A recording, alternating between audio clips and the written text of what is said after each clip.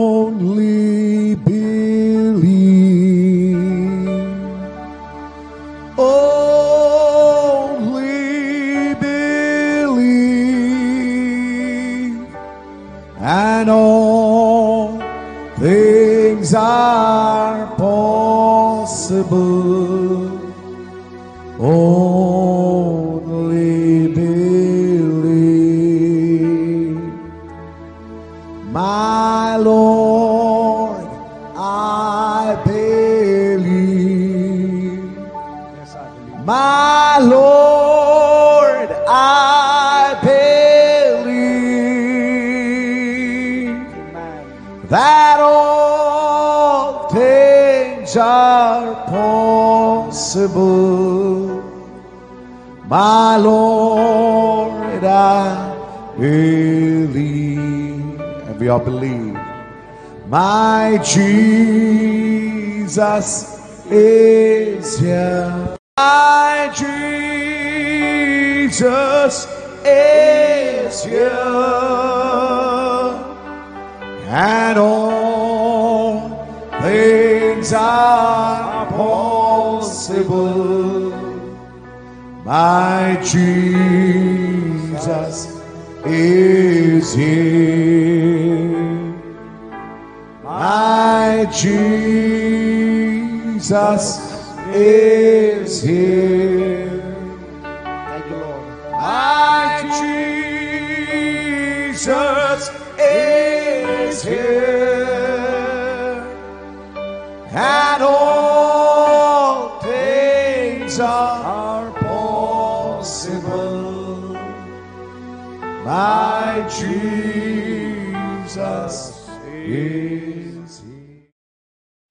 ప్రకటన గ్రంథం 4వ అధ్యాయము 3-4 వచనాలు.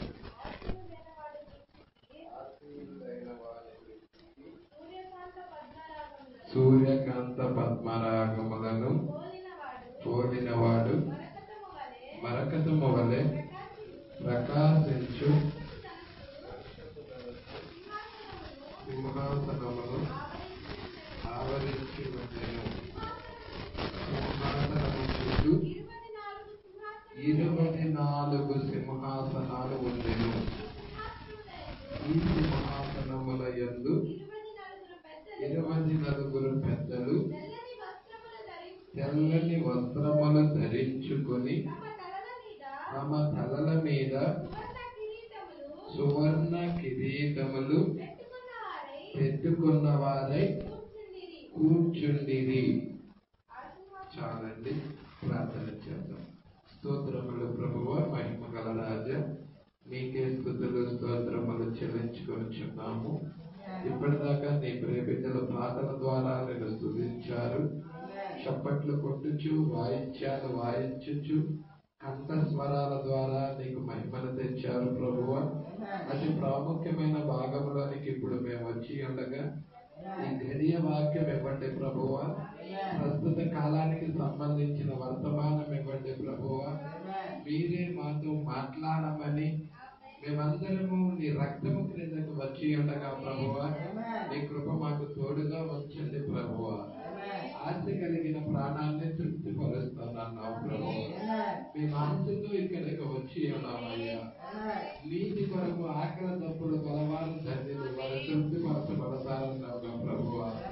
నీ వాక్యమే నీకై ఉన్నది నాయన అయ్యా. అందుకే నీ వాక్యము కొరకు ఆకలితో దప్పికలకు వచ్చి ఉండగా నీ వాక్యం ద్వారా మమ్మల్ని పోషించమని అడుగుచున్నాము. ప్రస్తుత కాలానికి సంబంధించిన వర్తమానం ద్వారా మమ్మల్ని పోషించమని అడుగుచున్నాము. ఈ కృప మాకు తోడుగా ఉంచండి నాయన. ఈ ప్రకటన గ్రంథము 4వ అధ్యాయం 2వ పుస్తకములో నాయన ఆ దాచబడిన మర్మాన్ని మేము చూచుదము గాక. వాక్యములో మా స్థానం ఎక్కడుందో మేము ఎరుగుదము గాక. మేము ఏమై ఉన్నామో చూచుదము గాక, గ్రహించుదము గాక. అయ్యా, మా ప్రవక్త మీద ఉన్న అభిషేకం మా మీద కూడా ఉండును గాక ప్రభువా. కృప దయచేయమని, ఈ యొక్క నిమిషాలు మీరే అందరితో మాట్లాడమని, మహిమ ఘనత ప్రభావం పొందుకోమని, మా మధ్య ఒక్క బలహీనుడు కూడా లేకుండా చేయమని నజరేయుడైన యేసుక్రీస్తు నామములో ప్రార్థన చేసి అడిగి వేడుకొనుచున్నాము. ఆమేన్. కూర్చున్నాం.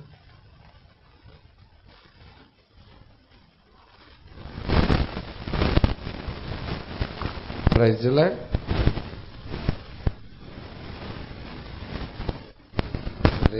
ప్రకటన గ్రంథము 1 నుండి 3 అధ్యాయాలు సంఘకాలాలై ఉన్నాయి.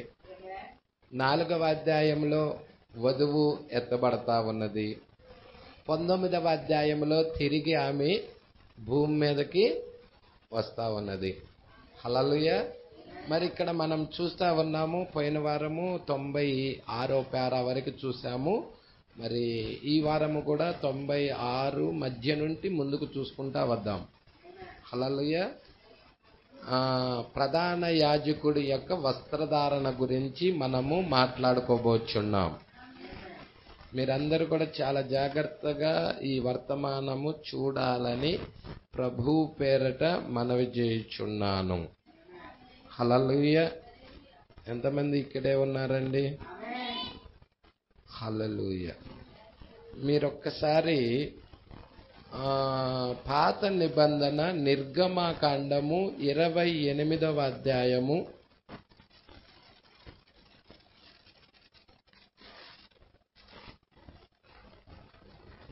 2వ వచనము నుండి చదువుదాం. అతనికి ఇక్కడ ప్రధాన యాజకుడైన అహరోను యొక్క వస్త్రధారణ గురించి మీకు ఇక్కడ చెప్పబడతా ఉన్నది. హల్లెలూయా. నిర్గమకాండం 28. అతనికి అలంకారమును ఘనతయు కలుగునట్టు నీ సహోదరుడైన అహరోనుకు ప్రతిష్ఠిత వస్త్రములను కుట్టవలెను. అహరోను నాకు యాజకుడగున్నట్లు నీవు అతన్ని ప్రతిష్ఠించుదువు. అతని వస్త్రములను కుట్టుటకై నేను జ్ఞానాత్మతో నింపిన వివేక హృదయములందరికీ ఆజ్ఞ ఇమ్ము. పతకము, ఎఫోదు, నిలువుటంగి, విచిత్రమైన చొక్కాయి, పాగా, దట్టి వారు కుట్టవలసిన వస్త్రములు. అతడు నాకు యాజకుడై ఉండునట్లు వారు నీ సహోదరుడైన అహరోనుకు అతని కుమారులకును ప్రతిష్ఠిత వస్త్రములను కుట్టింపవలెను. వారు బంగారము, నీల, ధూమ్ర రక్త వర్ణము గల నూలును, సన్నపు నారను తీసుకొని బంగారముతోను నీల ధూమ్ర రక్త వర్ణము గల ఎఫోదును పేనిన సన్న నారతోను చిత్రకారుని పనిగా చేయవలెను. 2 అంచులయందు కూర్చబడు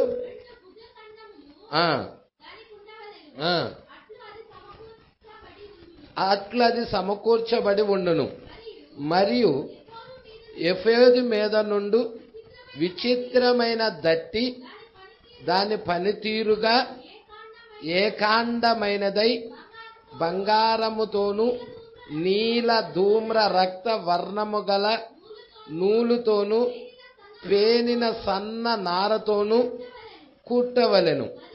మరియు నీవు 2 లేత పచ్చలను తీసుకొని వాటి మీద ఇజ్రాయిల పేర్లను అనగా వారి జనన క్రమము చొప్పున ఒక రత్నము మీద వారి పేర్లను 6ను, 2వ రత్నము మీద తక్కిన 6 పేర్లను చెక్కింపబడలేదు. ఇది ప్రధాన యాజకుడు యొక్క వస్త్రధారణ గురించి ఇక్కడ రాయబడి ఉన్నది. ప్రజల నిర్గమాకాండము 28వ అధ్యాయము కనుక మనం చూచినట్లయితే ప్రధాన యాజకుడి యొక్క వస్త్రము, అతడు ఎలాగా ఏంటి అవి ధరించాలి, ఇవన్నీ కూడా మరి ప్రవక్త అయిన మోషేతో దేవుడు మాట్లాడుతూ ఉన్నాడు. హల్లెలూయా.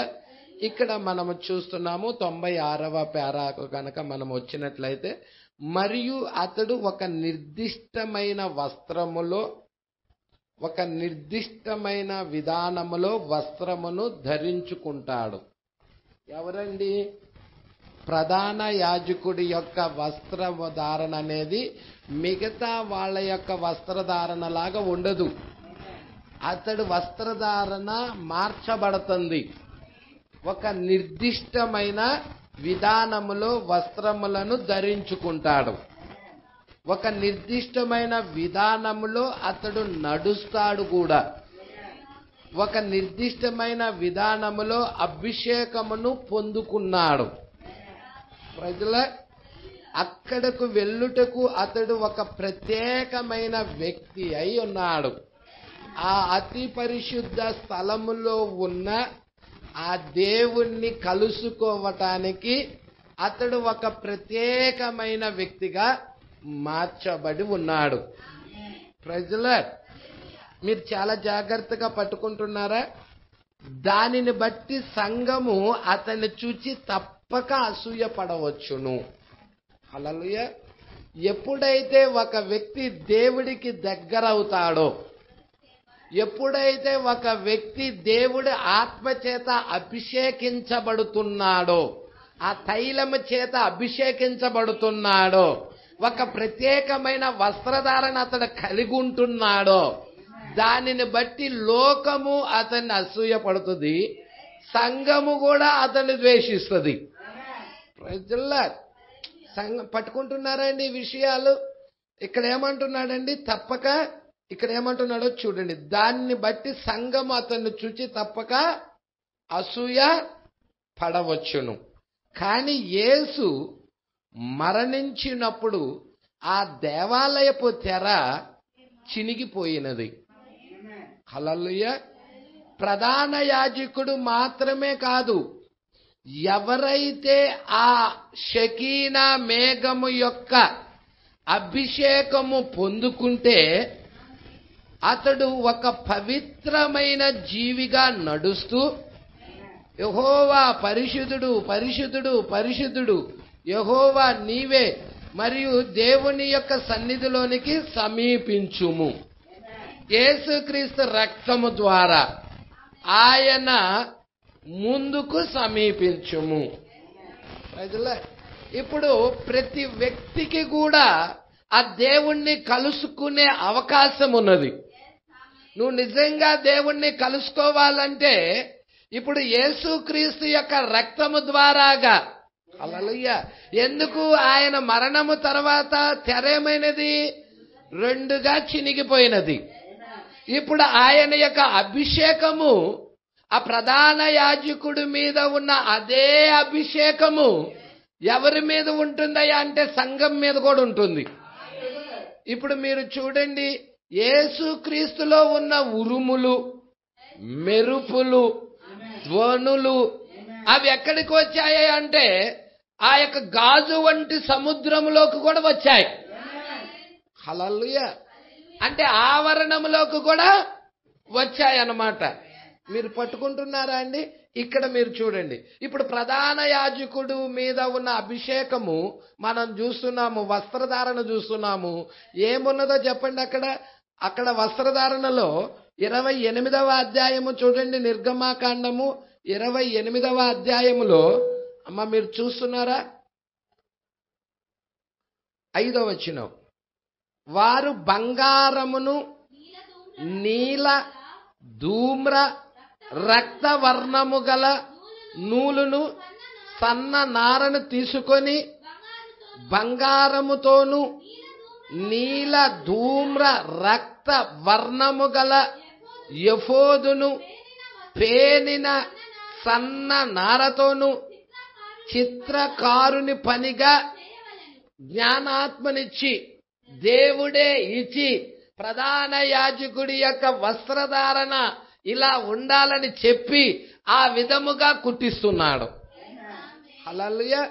మీకు ఇక్కడ ఏం కనబడతా ఉన్నాయి? 5వ వచనంలో బంగారము కనబడతా ఉన్నది. బంగారం దేనికి సాదృశ్యమై ఉన్నది?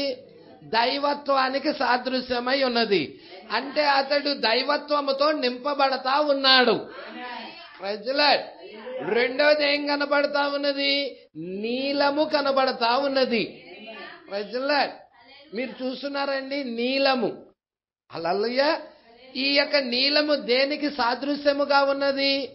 పైనున్న ఆకాశానికి సాదృశ్యముగా ఉన్నది. తర్వాత మూడోది ఏం కనబడుతుంది? ధూమ్ర రక్తవర్ణము. హల్లెలూయా. ధూమ్రము అనేది కూడా రాజరికాన్ని సూచిస్తుంది. రక్తము యేసుక్రీస్తు యొక్క రక్తమై ఉన్నది.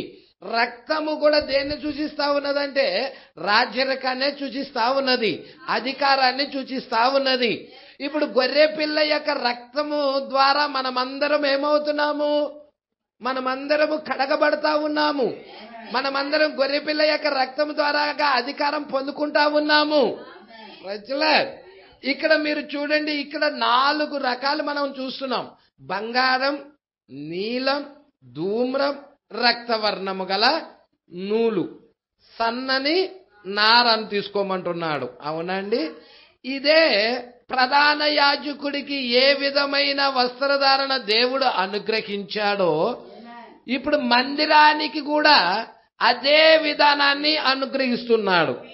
మీరు చూడమ్మా, మందిరం ఎవరో చెప్పండి? మందిరము ఎవరో కాదు, మనమే అయి ఉన్నాం. నీడలో మందిరము చూడండి, నిజ రూపంలో మందిరం మనమై ఉన్నాం.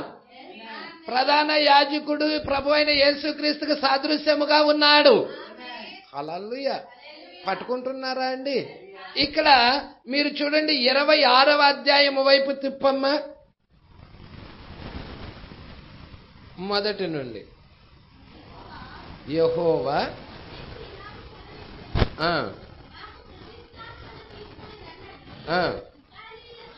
26:1 మరియు నీవు 10 తెరలతో ఒక మందిరమును. ఇప్పుడు మందిరము తెరలతో చేయబడుతుంది. Praise the lord. అవునా అండి? ఇప్పుడు చాలా జాగ్రత్తగా పట్టుకోండి.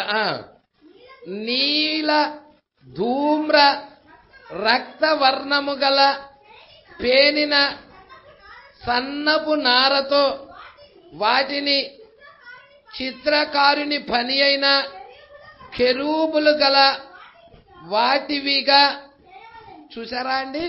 నీల ధూమ్ర రక్త వర్ణం ప్రధాన యాజకుడి దగ్గర కూడా ఉన్నది. ఇవే వస్త్రధారణ కదా, అదే ఆలయానికి కూడా ఇస్తా ఉన్నాడు.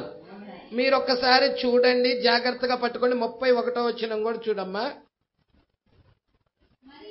మరియు నీవు నీల ధూమ్ర రక్తవర్ణము గల ఒక అడ్డు తెరను పేనిన సన్న నారతో.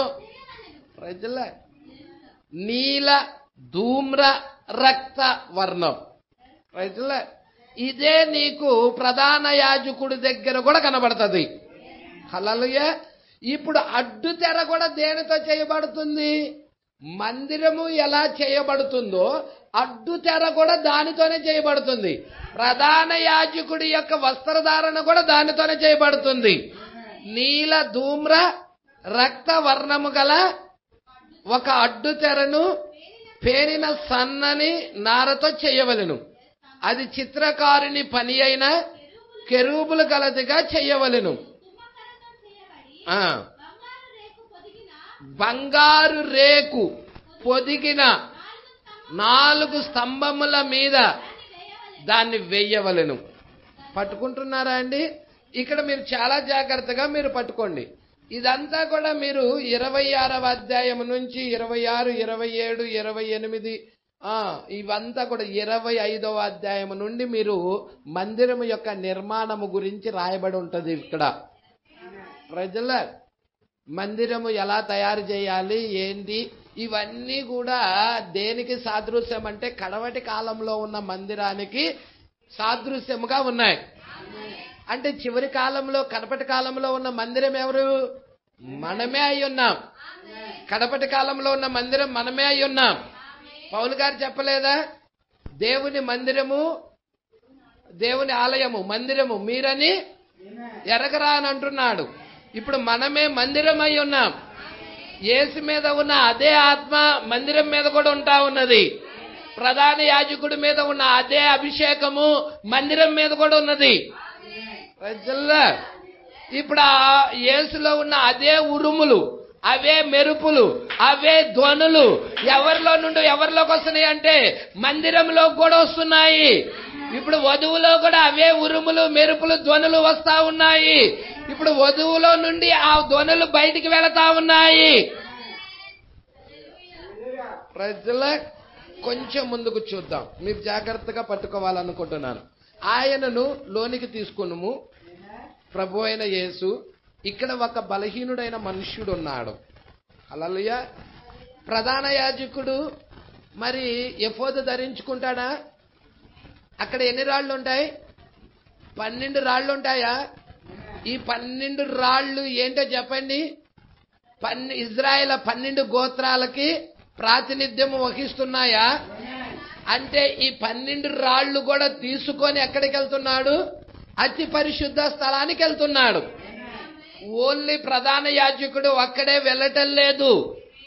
ప్రధాన యాజకుడితో పాటు 12 రాళ్లు కలిగిన ఎఫోదు కూడా వెళతా ఉన్నది.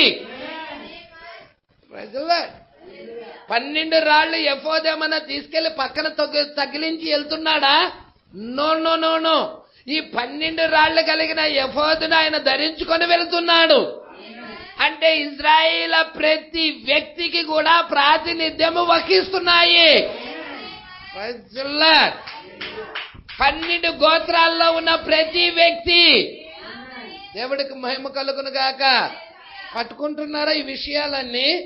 అందుకే ఇక్కడ ప్రధాన యాజకుడు వెళ్ళేటప్పుడు ఏం వెళ్తాడయ్యా అంటే వాళ్ళందరూ కూడా, బయట ఉన్న వారందరూ కూడా అతని నిమిత్తం ప్రార్థన చేస్తా ఉంటారు. ఇతనేమో వారందరి యొక్క పాపముల కొరకు ఇతడు దేవుడి దగ్గరికి వెళ్తా ఉన్నాడు. ఈ ప్రధాన యాజకుడు దేవుడి దగ్గరికి వెళ్తా ఉన్నాడు రక్తాన్ని పట్టుకొని. యేసు కూడా మనందరి పాపముల నిమిత్తము ఆయన రక్తముగా వధించబడి. హల్లెలూయా. పట్టుకుంటున్నారా అండి? విషయాలు జాగ్రత్తగా పట్టుకుంటున్నారా? జాగ్రత్తగా మీరు చూడాలి. అందుకే ఇక్కడ అంటా ఉన్నాడు, ఆయనను లోనికి తీసుకొనుము, ప్రభువైన యేసు. ఇక్కడ ఒక బలహీనుడైన మనుష్యుడు ఉన్నాడు. అతడు నా సహోదరుడు. ఇప్పుడు అతడు చనిపోవుటకు మరణశయ్య మీద ఉన్నాడు. అంటే చావు బతుకుల మధ్య ఉన్నాడు. ప్రభువా, నేను నిన్ను సమీపిస్తున్నాను. హల్లెలూయా. ఇప్పుడు మీరు చూడండి, యేసు చేసింది అది కాదా? యేసు చేసింది అది కాదా? మనమందరము ఎఫెసీయులకు రాసిన పత్రిక 2వ అధ్యాయం 1వ వచనం,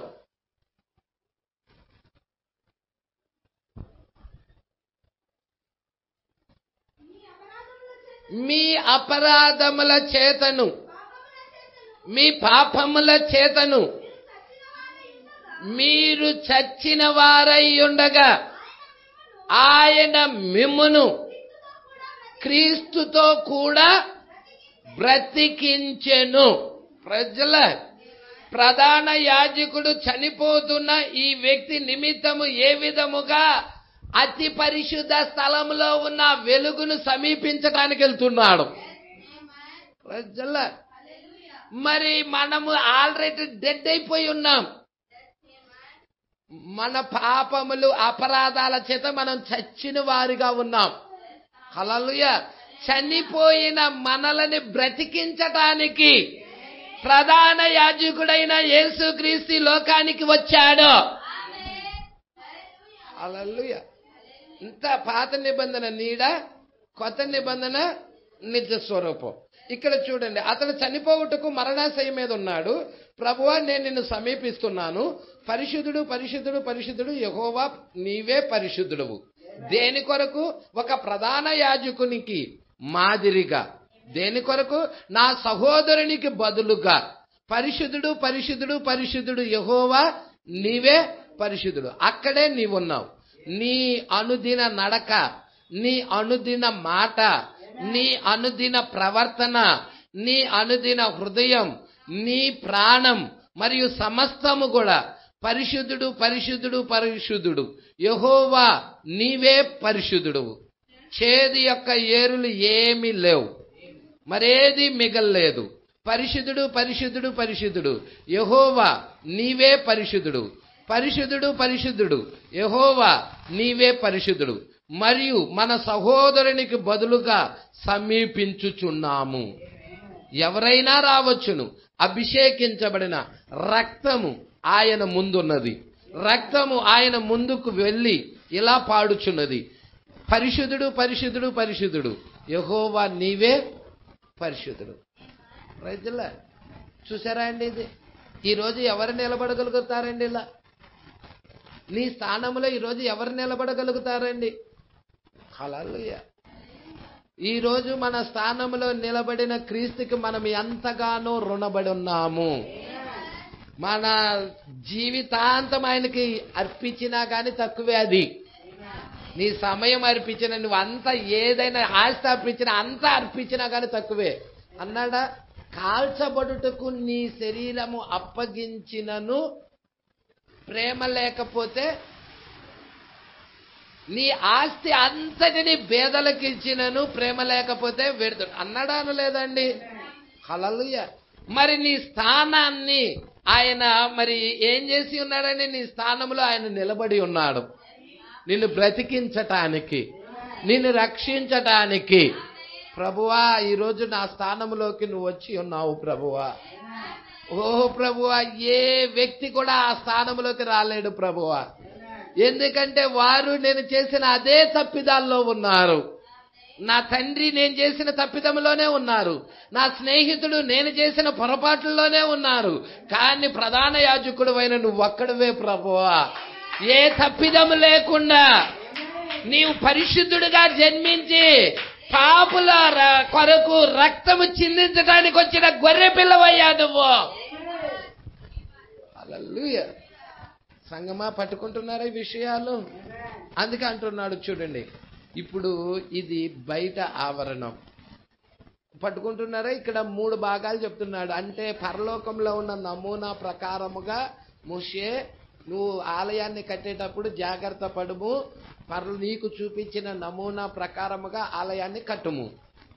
ఆవరణము, పరిశుద్ధ స్థలము, అతి పరిశుద్ధ స్థలం. పట్టుకున్నారా? నీ శరీరము కూడా అలాగే ఉందా? నీ బాడీ ఆవరణం అంటే నీ శరీరం, రక్త మాంసాలు కలిగిన ఈ శరీరం బయట ఉన్నది ఆవరణం. దీని లోపల ఇంకొకటి ఉన్నది, ప్రాణం. హల్లెలూయా. దాని లోపల ఇంకొకటి ఉన్నది, ఆత్మ. పట్టుకుంటున్నారండి? ప్రాణం అనేది ఆత్మ యొక్క స్వభావం. పట్టుకుంటున్నారు ఈ విషయాలు? కొంచెం ముందుకు ప్రవక్త ఏం చెప్పాడో దాన్ని మీకు చెప్పటానికి ఇష్టపడుచున్నాను. చూడండి, బయట ఏమున్నది? ఆవరణం. దాని లోపల ఏమున్నది? పరిశుద్ధ స్థలం. దాని లోపల ఏమున్నది? అతి పరిశుద్ధ స్థలం. అది భూమి మీద దేవుని యొక్క నివాస స్థలం. అతి పరిశుద్ధ స్థలములో దేవుడు నివసిస్తాడు. అవునా? అంటే ఇప్పుడు మీరు చూడండి, మీరు చూస్తే ఆత్మ ఎక్కడ ఉంటది? నీ హృదయం లోపల ఉంటది. హృదయం ఎక్కడుంటది? పట్టుకుంటున్నారు? హృదయం ఎక్కడుంటది? నీ హృదయం బొమ్మ తల్లో ఉండిద్దా? హృదయము బొమ్మ, హృదయం అనేది తల్లో ఉండదు, ఇక్కడ ఉంటది. అంటే ఇటుపక్క ఏముంటాయి? 24, ఇటు పక్క 12, ఇటు పక్క 12, మొత్తం 24 పక్కటెముకలు ఉంటాయి. అంటే 24 పెద్దల మధ్యలో ఆ హృదయములో దేవుని సింహాసనము అక్కడ పెట్టాడు. 4 కవాటాలు ఉంటాయి, అక్కడ 4 జీవులు ఉన్నాయి. అంటే పరలోకపు నమూనా ప్రకారముగా ఈ నమూనాని దేవుడు తయారు చేశాడు. నీ భౌతిక సంబంధమైన దేహాన్ని పరలోకపు నమూనా ప్రకారముగా తయారు చేశాడు. అందుకే నీకు ఇటుపక్క 12 పక్కటెముకలు, ఇటుపక్క 12 పక్కటెముకలు, మొత్తం 24 పక్కటెముకలు కనపడతాయి. దాని మధ్యలో ఏముంటది? సింహాసనం ఉంటది. ఆ సింహాసనం మీద ఆయన ఆసీనుడై ఉన్నాడు. అంటే దేవుడు నివసించే ప్లేస్ ఏది? నీ హృదయమై ఉన్నది. నీ ఆత్మలో దేవుడు నివసిస్తాడు. హల్లెలూయా. పట్టుకుంటున్నారా? మీరు ఇవి జాగ్రత్తగా పట్టుకోండి. మీరు దృష్టి కాన్సన్ట్రేషన్ వాక్యం మీద చేయకపోతే అర్థం కాదు, వెళ్ళిపోతుంది. మీ తల్ల మీద నుండో ఎక్కడి నుండో వెళ్ళిపోతుంది. మీరు కాన్సన్ట్రేషన్ చేయాలి వాక్యం చెప్పేటప్పుడు. ఇంటికి వెళ్ళినాక మీరు చదువుకోవాలి. హల్లెలూయా. సరే, ఇక్కడ చూద్దాం, జాగ్రత్తగా పట్టుకోండి. అది బయట ఆవరణము, పరిశుద్ధ స్థలము, అతి పరిశుద్ధ స్థలం. అది భూమి మీద దేవుని యొక్క నివాస స్థలం. గమనించండి, అది పరలోకంలో ఉన్నదానికి మాదిరిగా ఉన్నది. పరలోకంలో ఉన్నదానికి ఏది? ఇది ఈ నివాస స్థలం అనేది పరలోకంలో చూపించబడిన దానికి మాదిరిగా ఉన్నది. హల్లెలూయా. ఇప్పుడు మనము అదే లేఖనమునకు దగ్గరకు నేరుగా తిరిగి రాబోచున్నాం. ప్రకటనలో మనం ఎంత దూరం వెళ్ళినా గాని మనం నేరుగా తిరిగి ఇక్కడికే వచ్చాం. ఎక్కడికి? ఆ ప్రకటన 4 దగ్గరికే. హల్లెలూయా. ఇప్పుడు యోహాను ఎక్కడ నిలబడ్డాడండి? ఆవరణంలో నిలబడ్డాడు. యోహాను ఎక్కడున్నాడు? అతి పరిశుద్ధ స్థలంలోనా? ఆవరణంలో ఉన్నాడు. హల్లెలూయా. మరి కొద్దిగా మీరు చదివినట్లయితే మీకు పూర్తి దృశ్యము తెలుస్తుంది. హల్లెలూయా. మీరు ఆ సింహాసనంలో నుండి ఏమొస్తున్నాయి? 5వ వచనం చూడమ్మా. ప్రకటన గ్రంథం 4వ అధ్యాయం 5వ వచనం. ఆ సింహాసనములో నుండి మెరుపులు, ధ్వనులు, ఉరుములు బయలుదేరుచున్నవి. ఎక్కడ? ఆ సింహాసనములో నుండి వస్తున్నాయి అవి. పట్టుకుంటున్నారా? సింహాసనములో నుండి ఏమేమి వస్తున్నాయి? మెరుపులు వస్తున్నాయి, ఉరుములు వస్తున్నాయి, ధ్వనులు వస్తున్నాయి. మీరు చూస్తున్నారా? ఇప్పుడు మందిరము మనమే అయి ఉన్నాం. హల్లెలూయా. ఇప్పుడు ఆ ఉరుములు, ఆ ధ్వనులు అవన్నీ ప్రకటన 19లో ఈమె నోట్లో నుండే వస్తున్నాయి. ప్రకటన 19:5 చదవమ్మా. విస్తార మరియు 6వ వచనమ్మా. 8వ వచనమ్మా. అప్పుడు గొప్ప జనసమూహపు శబ్దము, విస్తారమైన జలముల శబ్దము, బలమైన ఉరుముల శబ్దము పోలిన ఒక స్వరము సర్వాధికారియు ప్రభువునకు మన దేవుడు ఏలుచున్నాడు. అంటే మీరు ఏం చూస్తున్నారు? ఆయనలో ఉన్న అదే ఉరుములు, ఆయనలో ఉన్న ఉరుము వంటి స్వరము ఇప్పుడు ఎవరిలో ఉన్నది? ఆయన భార్యలో ఉన్నది. అంటే ఆయన స్వరం ఎవరు? ఆమె ఆయన స్వరం అవుతుంది. చివరి కాలంలో చివరి స్వరము ఎవరయ్యా అంటే వధువే. చివరి కాలంలో చివరి స్వరముగా ఈమెనే దేవుడు రంగం మీద పెట్టేశాడు. హల్లెలూయా. అందుకే ఇక్కడ అంటున్నాడు, మీరు ఒక్కసారి చూడమ్మా 98, ఇక్కడ 98వ పేర. ఇప్పుడు యోహాను ఎక్కడ నిలబడ్డాడండి? ఆవరణంలో నిలబడ్డాడు. మరి కొద్దిగా మీరు చదివితే మీకు పూర్తి దృశ్యం అర్థమవుతుంది. మరియు ఆ సింహాసనంలో నుండి మెరుపులు వస్తున్నాయి, ఉరుములు వస్తున్నాయి, ధ్వనులు వస్తున్నాయి. మరియు ఆ సింహాసనం ఎదుట 7 దీపాలు ప్రజ్వరిల్లుచున్నవి. అవి దేవుని యొక్క 7 ఆత్మలు. ఇదేగా అక్కడ ఉంది ప్రకటన గ్రంథము. ప్రకటన గ్రంథము 4వ అధ్యాయం 5వ వచనంలో ఇదేగా ఉన్నది. సింహాసనము ఎదుట ఏమున్నాయి? 7 దీపములు ప్రజ్వరిల్లుచున్నవి. అవి దేవుని 7 ఆత్మలై ఉన్నాయి. ప్రజల మరి మీరు చూడండి, దీపవృక్షం ఎక్కడుంది? అతి పరిశుద్ధ స్థలానికి, ఆ మందసానికి ముందున్నది. పట్టుకుంటున్నారా అండి? ఆ ఎదురున్నది, ఆ సింహాసనం ఎదురు ఇక్కడ 7 దీపాలు ఎలాగున్నాయో అలాగే అతి పరిశుద్ధ స్థలానికి ముందు ఆ పరిశుద్ధ స్థలంలో ఉన్నది దీపవృక్షం. అక్కడ 3 ఉంటాయి కదండి దీపవృక్షము, రొట్టెల బల్ల, ధూపవేదిక, మొత్తం 7 ఉంటాయండి. ఆ నమూనా మొత్తం మీరు చూస్తే. హల్లెలూయా. పట్టుకుంటున్నారా? జాగ్రత్తగా చదవండి అవి. హల్లెలూయా. ఇక్కడ చూద్దాం. దేవుని యొక్క సింహాసనము నుండి నేరుగా ఎక్కడి నుండి? దేవుని యొక్క సింహాసనము నుండి నేరుగా దేవుని యొక్క వెలుగు సంఘములోకి ప్రతిబింబిస్తుంది. ఏంటి పాస్టర్ గారు ఈ ఉరుములు? దేవుడు వెలుగు, దేవుడు వాక్యం, దేవుడు స్వరం. ఉరుమంటే ఏదో కాదు, దేవుడు స్వరమేనా? హల్లెలూయా. ఆయనేనా వెలుగు? వాక్యమేనా వెలుగు? ప్రజల సింహాసనములో నుండి ఎక్కడికి ప్రతిబింబిస్తుంది? సంఘములోకి, ఆయన భార్యలో దగ్గరికి. ప్రజల దేవుని యొక్క సింహాసనం నుండి నేరుగా దేవుని యొక్క వెలుగు సంఘంలోకి ప్రతిబింబిస్తుంది. ఒక సెమినరీ నుండి రావటల్లా అది. అయ్యా మా పాస్టర్ గారు బాగా సెమినరీకి, థియాలజీకి వెళ్ళి ట్రైనింగ్ చేసి వచ్చాడయ్యా, అలాగ దేవుడి వెలుగు వస్తుందని ఉందా? సెమినరీకి వెళ్ళి బోధించుకొని వచ్చి, థియాలజీ నేర్చుకొని వచ్చి బోధించడం ద్వారాగా దేవుణ్ణి 3 ముక్కలు చేస్తున్నారు. ఒక్క దేవుణ్ణి 3 దేవుళ్ళుగా చేస్తున్నారు. హల్లెలూయా. అదే దేవుడి దగ్గర నేర్చుకుంటే, దైవ ప్రత్యక్షత మీద ఆధారపడితే, నీవు సింహాసనంలో నుండి వచ్చిన ఆ వెలుగు నువ్వు పొందుకొని 3 దేవుళ్ళు కాదయ్యా, ఒక్క దేవుడేనయ్యా, తండ్రి, కుమార, పరిశుద్ధాత్మ. ఇవి 3 అనేవి ఆ పేర్లు కాదయ్యా, ఈ బిరుదులు. పేరు వచ్చేదలకి యేసుక్రీస్తు ఉన్నది. తండ్రి, కుమార, పరిశుద్ధాత్మ యొక్క నామం ఏదో కాదు, ప్రభు అయిన యేసుక్రీస్తు ఉన్నదయ్యా అని నువ్వు ఎరగగలుగుతావు.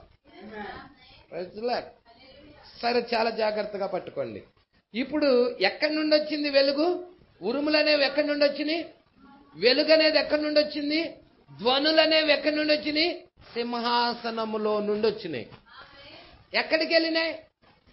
ఇక్కడ చూసినావు కదా, సంఘంలోకి ప్రతిబింబిస్తుంది. సంఘంలోకి ప్రతిబింబిస్తుందా లేదా? ఒక సెమినరీ నుండి రాలేదు అవి, ఒక బిషప్ దగ్గర నుండి కూడా రాలేదు అవి. హల్లెలూయా. కానీ ఆయన పునరుద్ధానము యొక్క శక్తి అనేది, పునరుద్ధానపు శక్తి యొక్క ప్రత్యక్షతైన దేవుని సింహాసనము నుండి వస్తుంది. అర్థమవుతుందా అండి? ఆ పునరుద్ధానము యొక్క శక్తి ప్రత్యక్షమై దేవుని సింహాసనము దగ్గర నుండి నిన్ను కూడా పునరుద్ధానములో లేపటానికి. పునరుద్ధానపు శక్తి ఎందుకు వస్తుంది?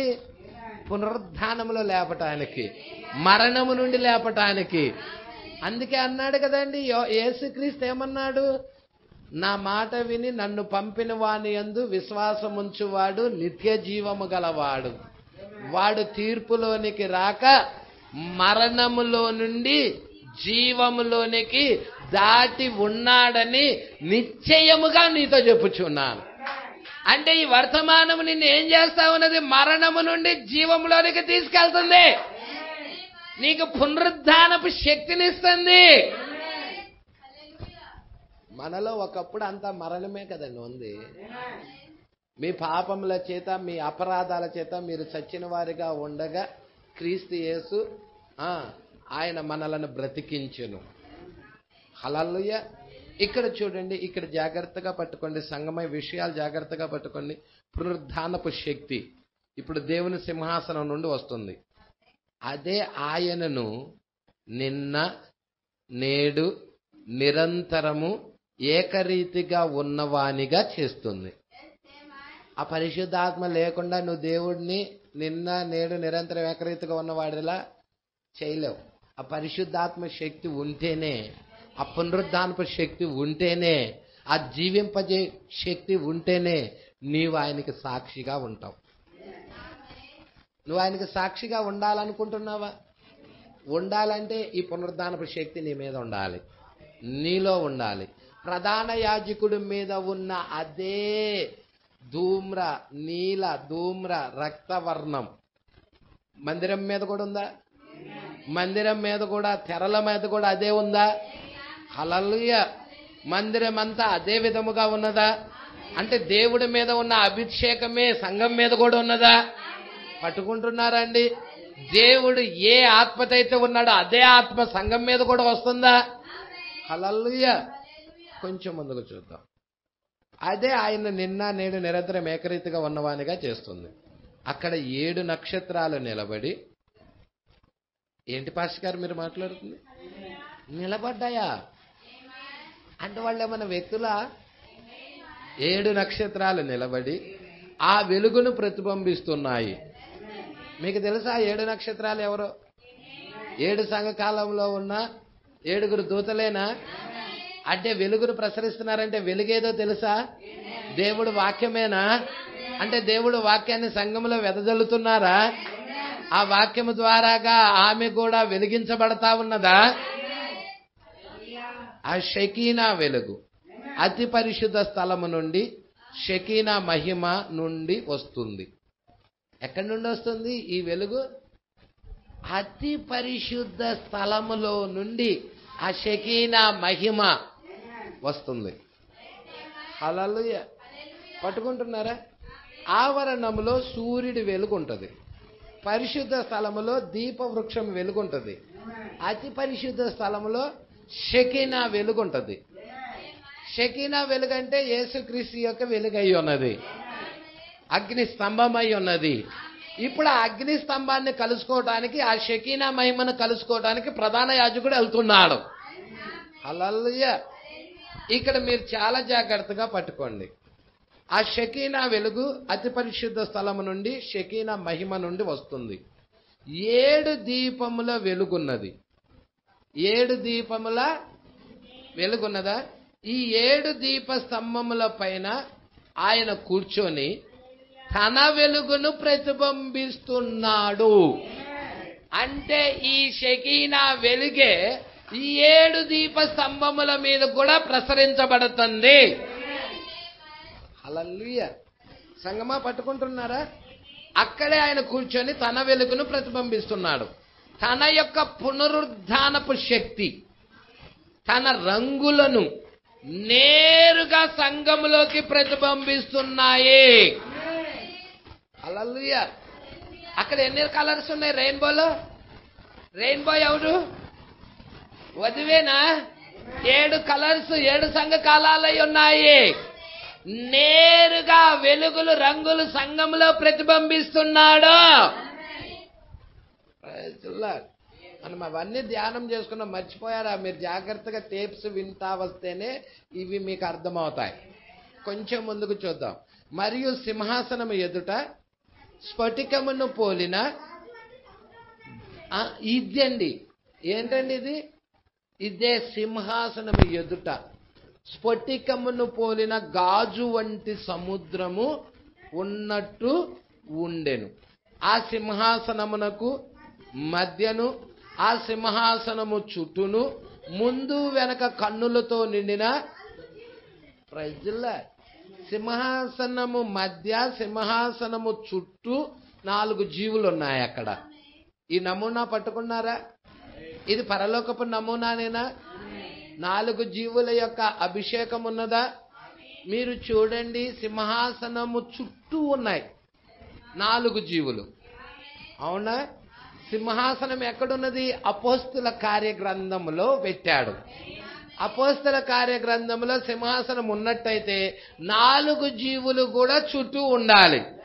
ఏంటి? 4 సువార్తలై ఉన్నాయి. మత్తయి, మార్కు, లూకా, యోహాను 4 సువార్తలు 4 జీవులకు ప్రాతినిధ్యం వహిస్తా ఉన్నాయి. 4 జీవుల యొక్క అభిషేకము ఈ 4 సువార్తల్లో ఉన్నది. సింహాసనం ఎక్కడున్నది? అపోస్తుల కార్యగ్రంథంలో ఉన్నది. అపోస్తుల కార్యగ్రంథాన్ని కావలి కాస్తున్నాయి ఈ 4 జీవులై ఉన్నాయి. నువ్వు అపోస్తుల కార్యగ్రంథముల సింహాసనం దగ్గరికి రావాలంటే ఈ జీవులను దాటుకొని రావాలి. ఈ 4 జీవులను దాటుకొనే కదండి సింహాసనం దగ్గరికి వెళ్ళాలంటే. అది జీవుల్ని తగలకుండా వెళ్ళిపోతావా ఏంటి? పట్టుకుందామా, కొంచెం ముందుకు వెళ్దాం. మరియు అతడు ముందుకు వెళ్ళగా మరియు యెహెజ్కేలు గ్రంథం చూస్తున్నాడు. హల్లెలూయా. యెహెజ్కేలు గ్రంథం ఏది చూశాడో దాన్నే అతడు ఈ జీవులకు చెప్పుట ప్రారంభించాడు. హల్లెలూయా. యెహెజ్కేలు గ్రంథంలో ప్రవక్త ఏదైతే చూశాడో, హల్లెలూయా, దాన్నే ఈ జీవులకు కూడా చెప్పటము ప్రారంభించాడు. అవి కావలి కాస్తున్న జీవులు. సింహాసనాన్ని కావలి కాస్తున్నాయా పాస్టర్ గారు? ఎస్, కావలి కాస్తున్న జీవులు. ఒకటి మనిషి వలె ఉన్నది, ఒకటి సింహము వలె ఉన్నది, ఒకటి పక్షిరాజు వలె ఉన్నది. అదేమిటి? ఇప్పుడు గమనించండి. మనము వాటిని లోపలికి తెచ్చినప్పుడు మరియు యూదా గోత్రము యొక్క సింహాన్ని చూపించి ఉన్నాము. చూసారా అండి? ప్రతి దానిలో నుండి క్రీస్తే కనపడతాడు నీకు. అంటే యూదా గోత్రపు సింహం ఎవరు? యేసుక్రీస్తే. అంటే ఇప్పుడు 4 జీవులు కూడా ఎవరిని చూపిస్తా ఉన్నాయంటే క్రీస్తునే ప్రతిబింబిస్తున్నాయి, క్రీస్తునే చూయిస్తా ఉన్నాయి. హల్లెలూయా. మీరు పట్టుకుంటున్నారా ఈ విషయాలు? జాగ్రత్తగా పట్టుకోవాలి. యూదా గోత్రపు సింహాన్ని చూపించి ఉన్నాము. మరియు మిగిలిన వ్యత్యాసమైనవి అన్ని గోత్రాలకు బయట ఉన్నవి. హల్లెలూయా. అవి 4 గోడల మీద కూర్చున్నాయి. ఎక్కడ కూర్చొని ఉన్నాయి? తూర్పున ఒక గోడ, దాని మీద ఒక జీవి. పడమర ఒక గోడ, దాని మీద ఒక జీవి. ఉత్తరము ఒక గోడ, దాని మీద ఒక జీవి. దక్షిణము ఒక గోడ, దాని మీద ఒక జీవి. ఇక్కడ అదే చెప్తున్నాడు చూడండి. హల్లెలూయా. మిగిలినవి వ్యత్యాసమైనవి అన్ని గోత్రాలకు బయట ఉన్నవి. అవి 4 గోడల మీద కూర్చున్నాయి మరియు ఆ కరుణాపీఠాన్ని కావలి కాస్తున్నాయి. కరుణాపీఠాన్ని కావలి కాస్తుంది. కరుణాపీఠము ఎక్కడుంటే ఈ 4 జీవులు అక్కడ ఉంటాయి. కరుణాపీఠము మార్చబడినదనుకో, ఒక వ్యక్తిలోకి వచ్చినదనుకో, ఆ వ్యక్తి దగ్గరికి 4 జీవులు వస్తాయి. కరుణాపీఠం ఎక్కడుంటే అక్కడికి 4 జీవులు వస్తాయి. మరి మన కాల ప్రవక్త దగ్గరికి కరుణాపీఠం వచ్చినదా?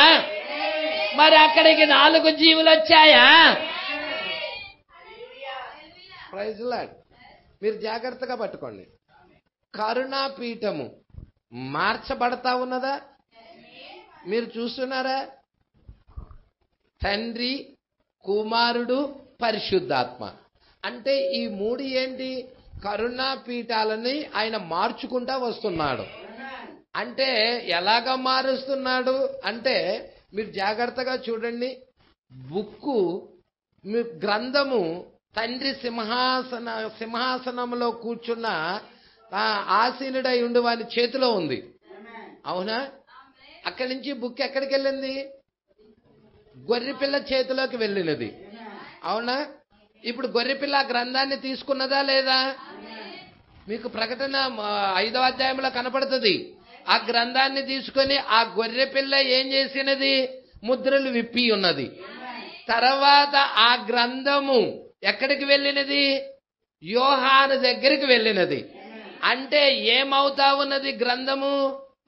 గ్రంథం అంటే తండ్రి సింహాసనం దగ్గర నుండి ఎక్కడికి వెళ్ళింది? గొర్రెపిల్ల దగ్గరికి. అక్కడ నుండి యోహాను దగ్గరికి. అంటే గ్రంథము మారుతుందంటావా చేతులు? No no no. ఏంటి పాస్టర్ గారు? క్లియర్ గా కనపడుతుంది కదా.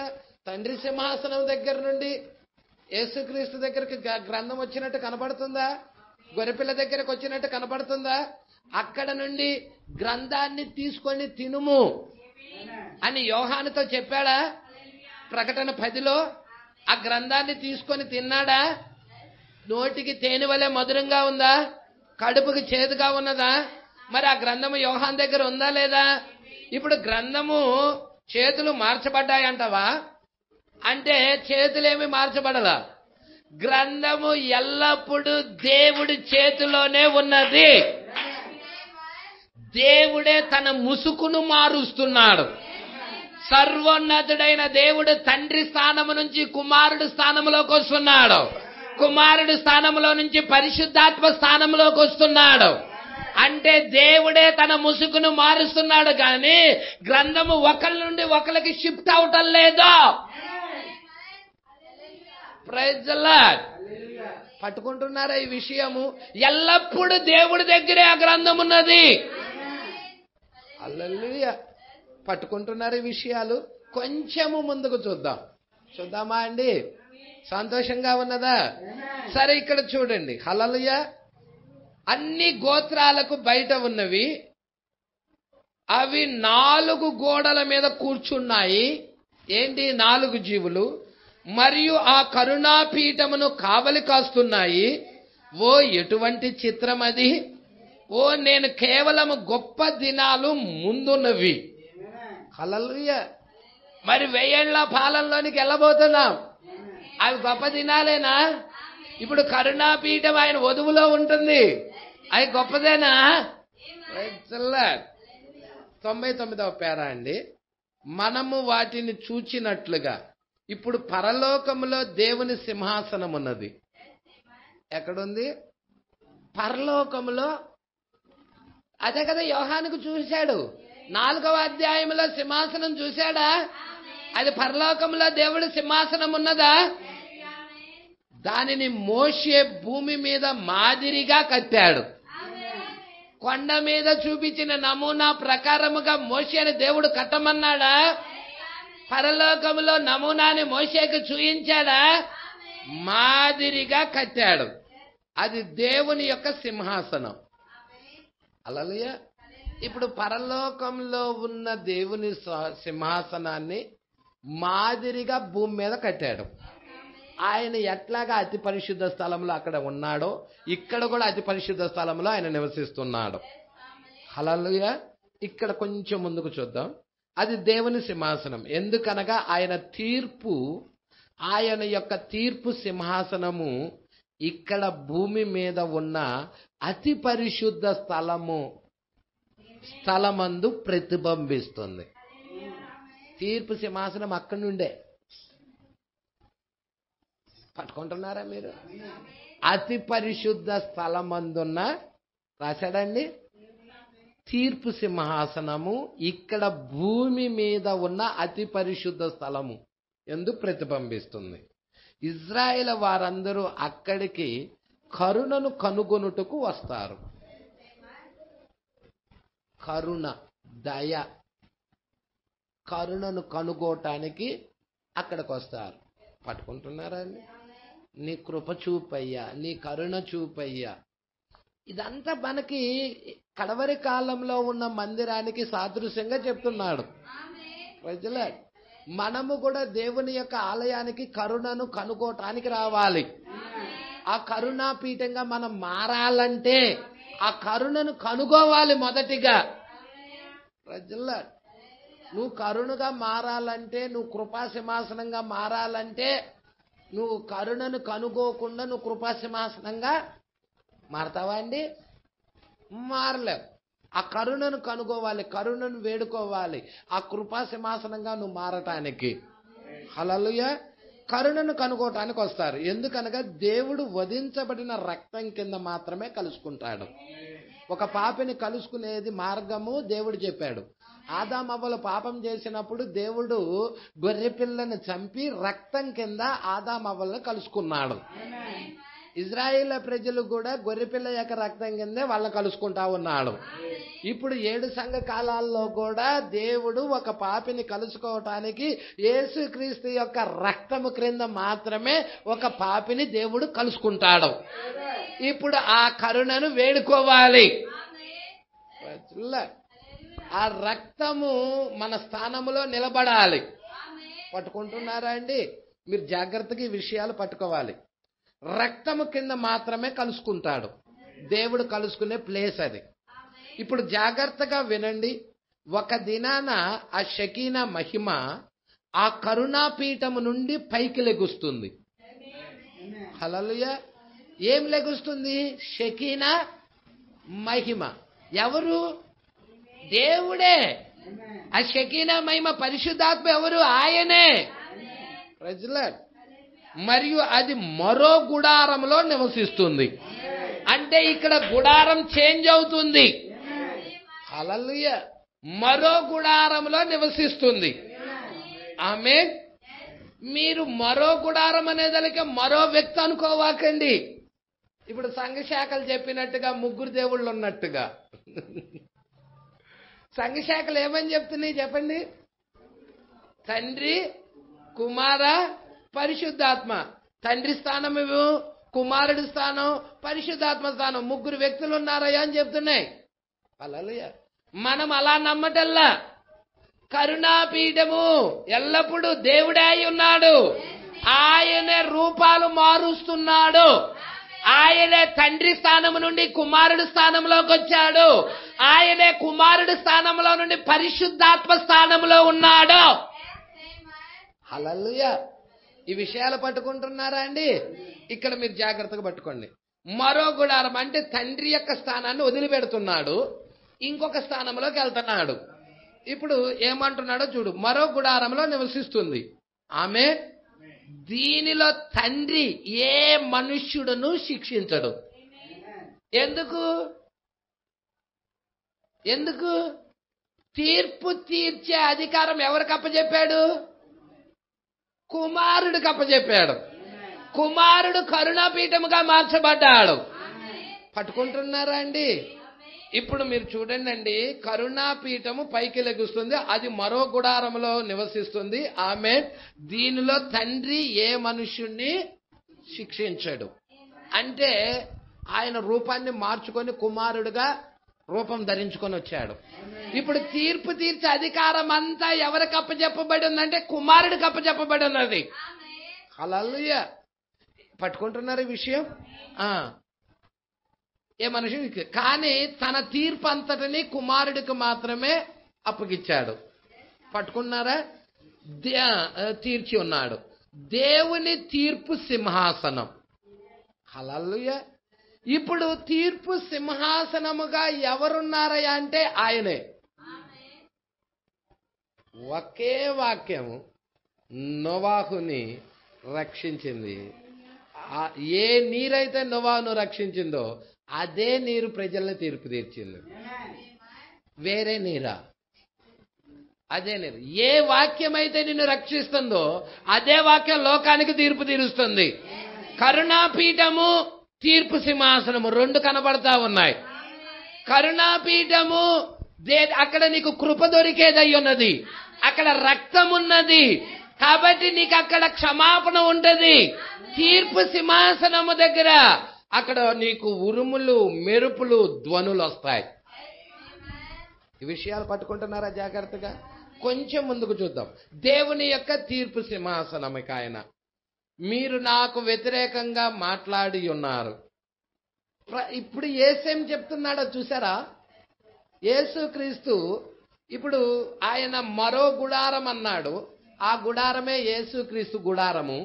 ఇప్పుడు భూమి మీద ఉన్నప్పుడు ఈయనేం చెప్తున్నాడంటే మీరు నాకు వ్యతిరేకంగా మాట్లాడి ఉన్నారు, మీరు క్షమించబడతారు. ప్రజలార్ మరొకరు రాబోతున్నారు. ఎందుకు పాస్టర్ గారు వీళ్ళని క్షమించింది? మనుష్య కుమారుని దూషించిన వారికైనా క్షమాపణ కలదు, కానీ పరిశుద్ధాత్మను దూషిస్తే ఈ యుగమందైనను రాబోయే యుగమందైనను క్షమాపణ లేదు. ప్రజల అంటే మీరు జాగ్రత్తగా పట్టుకోండి, పరిశుద్ధాత్మ గుడారంలో నివసిస్తుంది ఆయనే. పరిశుద్ధాత్మ గుడారానికి ముందుగా మనుష్య కుమారుడు గుడారంలో ఉన్నది ఆయనే. హల్లెలూయా. మనుష్య కుమారుడి గుడారంలో రావటానికి ముందుగా తండ్రి అయిన గుడారంలో ఉన్నది కూడా ఆయనే. వేరే వ్యక్తి ఆయనే. పట్టుకుంటున్నారా అండి? మీరు జాగ్రత్తగా పట్టుకోండి, విషయాలు జాగ్రత్తగా పట్టుకోండి. ఇక్కడ ఏమంటున్నాడండి? మనుష్య కుమారుణ్ణి దూషించిన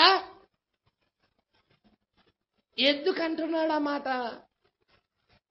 దేవుడే యూదులకి గుడ్డితనం కలగజేశాడు కాబట్టి ప్రజల వాళ్ళకి ఒక తరుణం ఇస్తున్నాడు, వాళ్ళకి ఒక అవకాశం ఇస్తున్నాడు. హల్లెలూయా.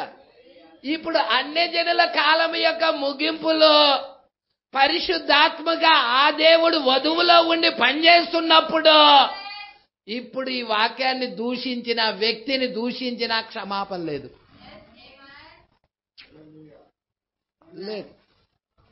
హల్లెలూయా. అందుకే ఎవరు దూషించొద్దు. మీరు దూషించి నరకానికి పాత్రులుగా చేసుకోవద్దు. ప్రజల చాలా జాగ్రత్తగా భయభక్తులతో మనం నడుచుకోవలసిన వారమై ఉన్నాము. హల్లెలూయా. నువ్వు దూషిస్తున్న ఆ వ్యక్తిలో దేవుడు కృపా సింహాసనాన్ని గనక పెట్టాడనుకో, నీ పని ఖాళీ అయ్యాక. పరిశుద్ధాత్మను దూషిస్తే ఈ యుగమందైనను రాబోయే యుగమందైనను పట్టుకుంటున్నారా అండి? పాపక్షమాపణ ఉందా? రాబోయే యుగం అంటే ఏంటి? 1000 ఏళ్ల పాలనలో కూడా లేదు వాళ్ళకి. ఆ లోకం ఈ లోకంలో లేదు, పరలోకములో కూడా లేదు, 2 లోకాల్లో లేదు వాళ్ళకి. హల్లెలూయా. పట్టుకుంటున్నారు విషయాలు. ఇక్కడ మీరు జాగ్రత్తగా చూద్దాం, కొంచెం ముందుకు వెళ్దాం.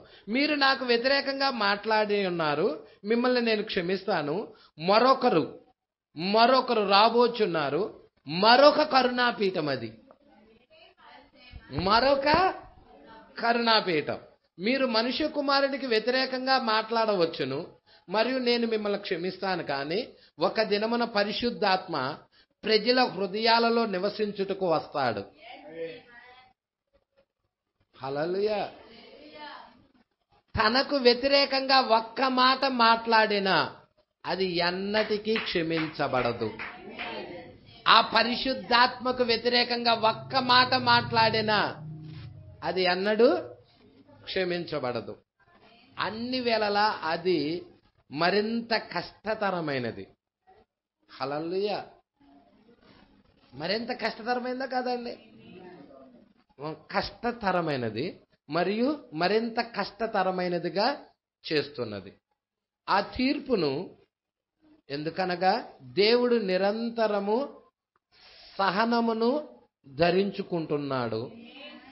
పాపులు ఒప్పుదల కలిగి తన యొద్దకు రావాలని ప్రయత్నం చేయుచున్నాడు. పాపులు తన దగ్గరకు రావాలని ప్రయత్నం చేస్తున్నాడు. మొదట ఆయన ఆకాశము పైన నక్షత్రాలలో వెలుగుచున్నాడు. మీకు తెలుసా? అగ్ని స్తంభమైన దేవుడు, నక్షత్రాల్లో నివసించిన దేవుడు, మేఘ స్తంభమైన దేవుడు, ఇజ్రాయేల్ నడిపించిన దేవుడు. ఇప్పుడు అక్కడ నుండి తన రెండవదిగా షకీనా వెలుగు ద్వారా భూమి మీద ఉన్నాడు. ఆకాశంలో ఉన్న దేవుడు భూమి మీదకి వచ్చాడు షకీనా మహిమ ద్వారా. తర్వాత ఆయన వచ్చి మరియు శరీరముగా మారి, హల్లెలూయా, పట్టుకుంటున్నారా? ఇప్పుడు ఆయన వచ్చి శరీరముగా మారి మరియు మన మధ్యలో నివసించాడు యేసుక్రీస్తుగా 2000 సంవత్సరాల క్రితం. పట్టుకున్నా? ఆకాశంలో ఉన్న దేవుడు ప్రజల మధ్యకి రావటానికి ఒక గుడారాన్ని మోషే ద్వారా ఏర్పాటు చేసుకొని ఆ గుడారంలో అతి పరిశుద్ధ స్థలంలో షకీనా మహిమ దగ్గరికి దిగొచ్చాడు. ఆ దేవుడే షకీనా మహిమ దగ్గరికి దిగొచ్చిన ఆ దేవుడే తర్వాత ఏం చేశాడంటే యేసు అనే తెరలోకి వచ్చేసాడు. ప్రజల భూమి మీద ఆయన అంటున్నాడు, భూమి మీద ఉన్నాడు. తర్వాత ఆయన వచ్చి శరీరధారిగా మారి మన మధ్యలో నివసించాడు. ఇంకనూ సహనము ధరించుకొని ఉన్నాడు. ఆయన ఉమ్ము వేసినా గాని ఆయన సహనం కలిగి ఉన్నాడా? కొరడాలతో కొట్టినా గాని సహనం కలిగి ఉన్నాడా? ముళ్ళ కిరీటం పెట్టినా గాని సహనం కలిగి ఉన్నాడా? హల్లెలూయా. ఆయన సహనమును ధరించుకొని ఉన్నాడు. తన రక్తము చేత మనుష్యులను విమోచించి ఉన్నాడు. ప్రజల తన రక్తము చేత మనుష్యులను విమోచించి ఉన్నాడు. పరిశుద్ధాత్మ రూపములో తన సంఘములోనికి వచ్చి ఉన్నాడు. వచ్చాడా?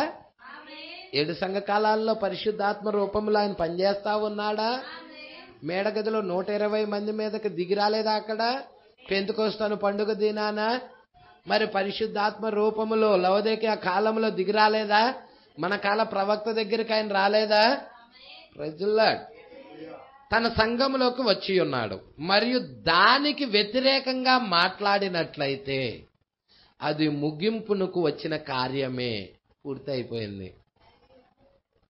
పట్టుకుంటున్నారా? ఈ వర్తమానానికి వ్యతిరేకంగా మాట్లాడిన ముగింపుకు వచ్చిన కార్యం. ఇప్పుడు కుదుపు ఎక్కడ నుండి వస్తుందా అనే దాన్ని మీరు చూడగలరు. హల్లెలూయా. ఎక్కడ నుండి వస్తుందనేది మీరు చూడగలరు. మనమందరము ఒక సమయమును కలిగి ఉన్నాం. దాన్ని వారు అర్థం చేసుకోలేరు. దాన్ని వారు ఏమిటా అనేది ప్రజలు అర్థం చేసుకోలేరు. అవునా? ఆ ఆర్భాటం ఏంటో ప్రజలు గ్రహిస్తారంటావా? సంఘశాఖలు గ్రహిస్తాయంటావా? ఒక కుదుపొచ్చినది.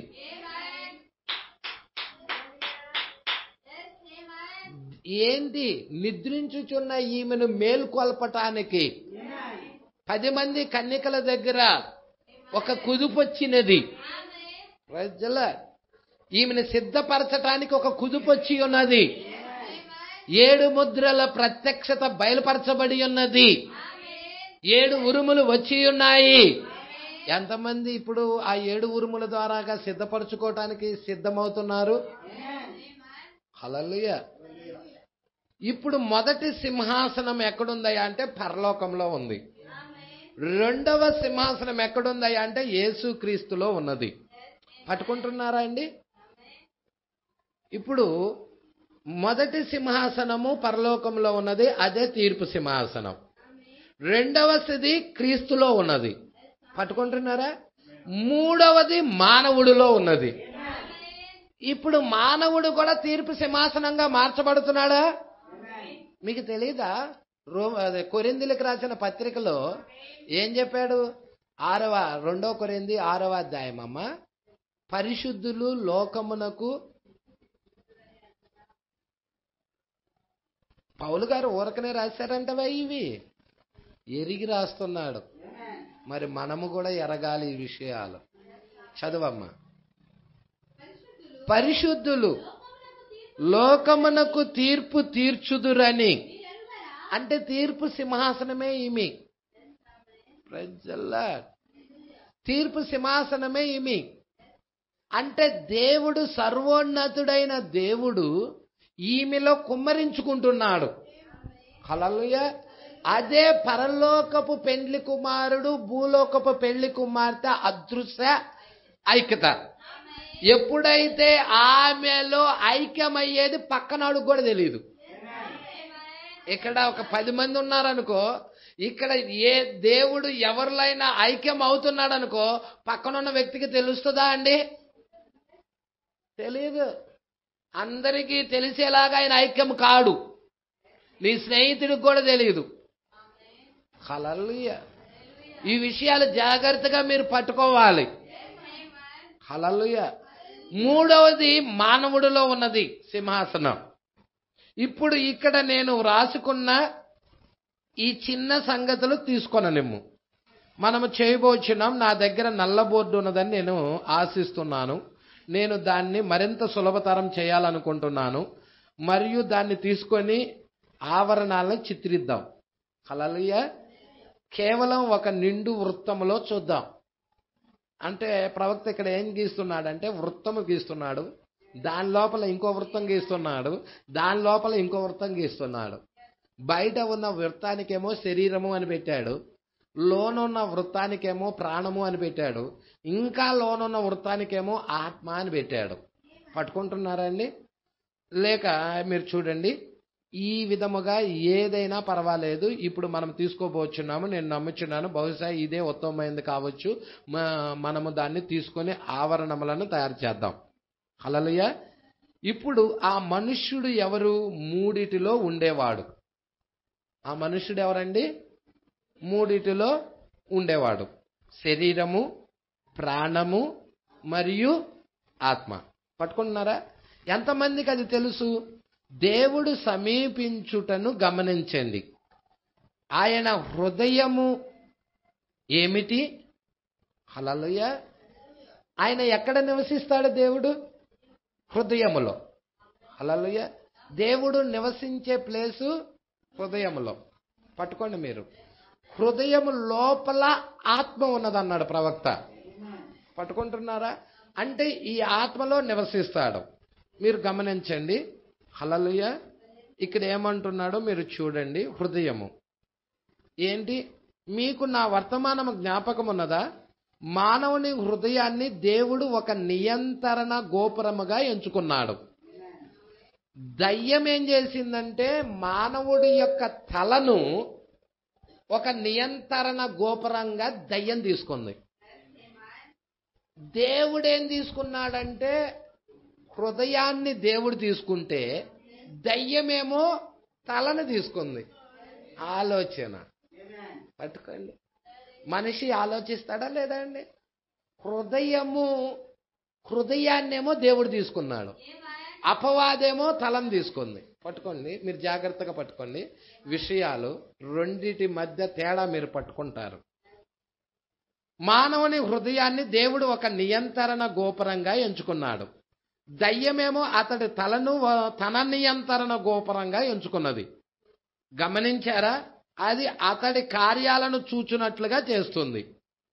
అతడి కన్నుల ద్వారా చూస్తుంది.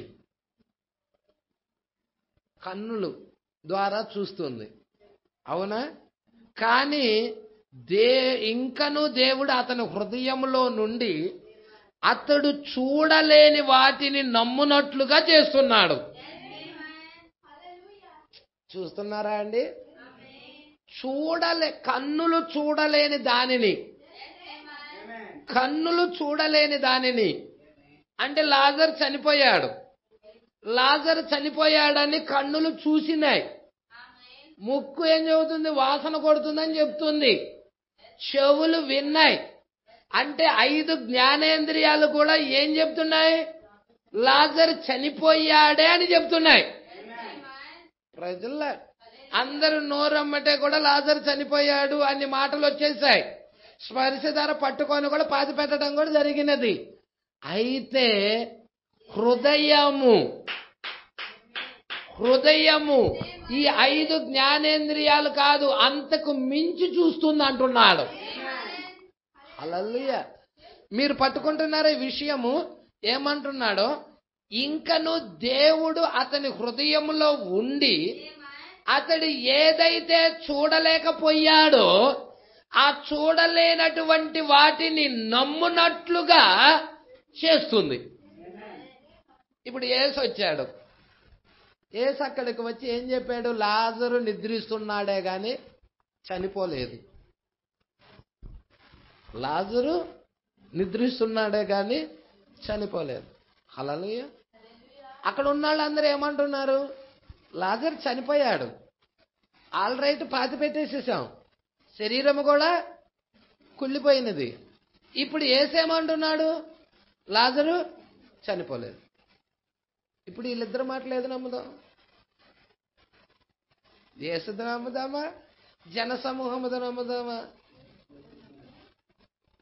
యేసేమో లాజరు చనిపోలేదు అంటున్నాడు. ప్రజలారు వీళ్ళేమో లాజరు చనిపోయాడు, శరీరం కూడా వాసన. మార్తా కూడా చెప్పింది, కుళ్ళు పట్టింది, శరీరం వాసన వస్తుంది ప్రభు అని కూడా అన్నది. హల్లెలూయా. అంటే నీ భౌతికమైన 5 జ్ఞానేంద్రియాల ద్వారాగా దేవుడిని సమీపించలేవు. హల్లెలూయా. అందుకే అపవాది ఏం తీసుకుంటుందంటే శిరస్సును తీసుకుంటుంది. దేవుడు ఏం తీసుకుంటున్నాడంటే హృదయాన్ని తీసుకుంటున్నాడు. ఇప్పుడు సైన్స్ ఏం చెప్తుందంటే ఆలోచన శక్తి మెదడులో ఉన్నది కాబట్టి హృదయంలో ఎటువంటి ఆలోచన శక్తి లేదు కదా. హల్లెలూయా. హృదయం ఏమైనా ఆలోచించగలిగిద్దా? లేదు కదా. పట్టుకుంటున్నారా? దీనికి సైన్స్కి దేవుడికి మధ్య పట్టుకోండి పోరాటం. విశ్వాసానికి జ్ఞానానికి మధ్య పోరాటం. మీరు ఇక్కడ చూడండి, జాగ్రత్తగా పట్టుకోండి. అతని కన్నుల ద్వారా చూస్తున్నది, కానీ ఇంకను దేవుడు అతని హృదయంలో ఉండి అతను చూడలేని వాటిని నమ్మునట్లుగా చేస్తున్నాడు. గమనించారా? చూడండి, అతడు హృదయంలో దేవుడు ఉన్నాడు. దేవుడు నివాసం ఉండే ప్లేసే హృదయం. మానవుని హృదయంలోనే దేవుడు సింహాసనం ఉన్నది. సింహాసనం ఎక్కడున్నది? మీరు దాన్ని పట్టుకున్నారా?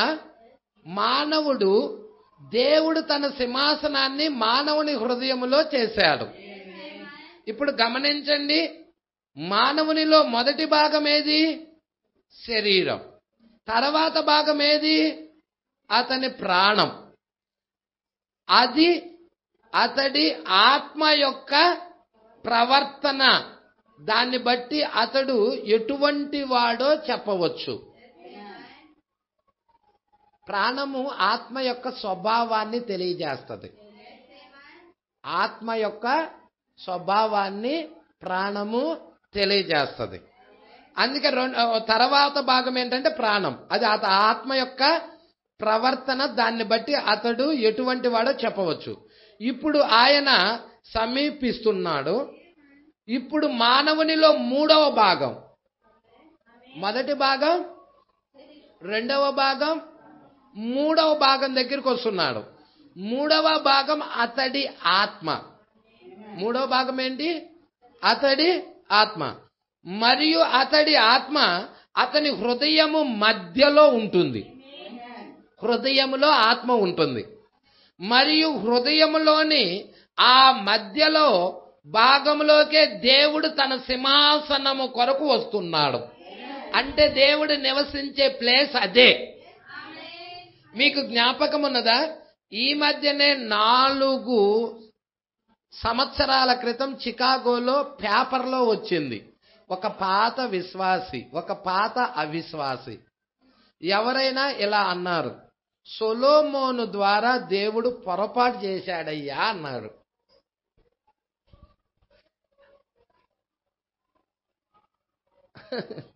సొలొమోను ద్వారా దేవుడు అంట పొరపాటు చేశాడు. ఏంటి పొరపాటు? ఇంతకీ ఏంటి పొరపాటు చూద్దాం. చూడండి, వాడి పొరపాటు, వాడి ఆలోచన చూడండి. ఆ పాత అవిశ్వాసి ఎవరైనా ఇలా అన్నారు, సొలొమోను ద్వారా దేవుడు పొరపాటు చేశాడు. ఆయన ఇలా చెప్పాడు, సొలొమోను, మానవుడు తన హృదయముతో ఆలోచిస్తాడు. ఆలోచన చేసేది తల కదా, మైండ్ కదా, మనసు కదా. హృదయంలో నుంచి ఎలా ఆలోచిస్తాడు? హల్లెలూయా. పట్టుకుంటున్నారా? మానవుడు తన హృదయముతో ఆలోచిస్తాడు. వారు ఇలా అన్నారు, ఆలోచించుటకు సంబంధించింది ఏది హృదయంలో లేదు. ఏమైనా ఉన్నదా? ఏం లేదు. హల్లెలూయా. ఏది ఆలోచన సంబంధించింది ఏది హృదయంలో ఉండదు. మానవుడు తన హృదయముతో ఎలా ఆలోచిస్తాడు?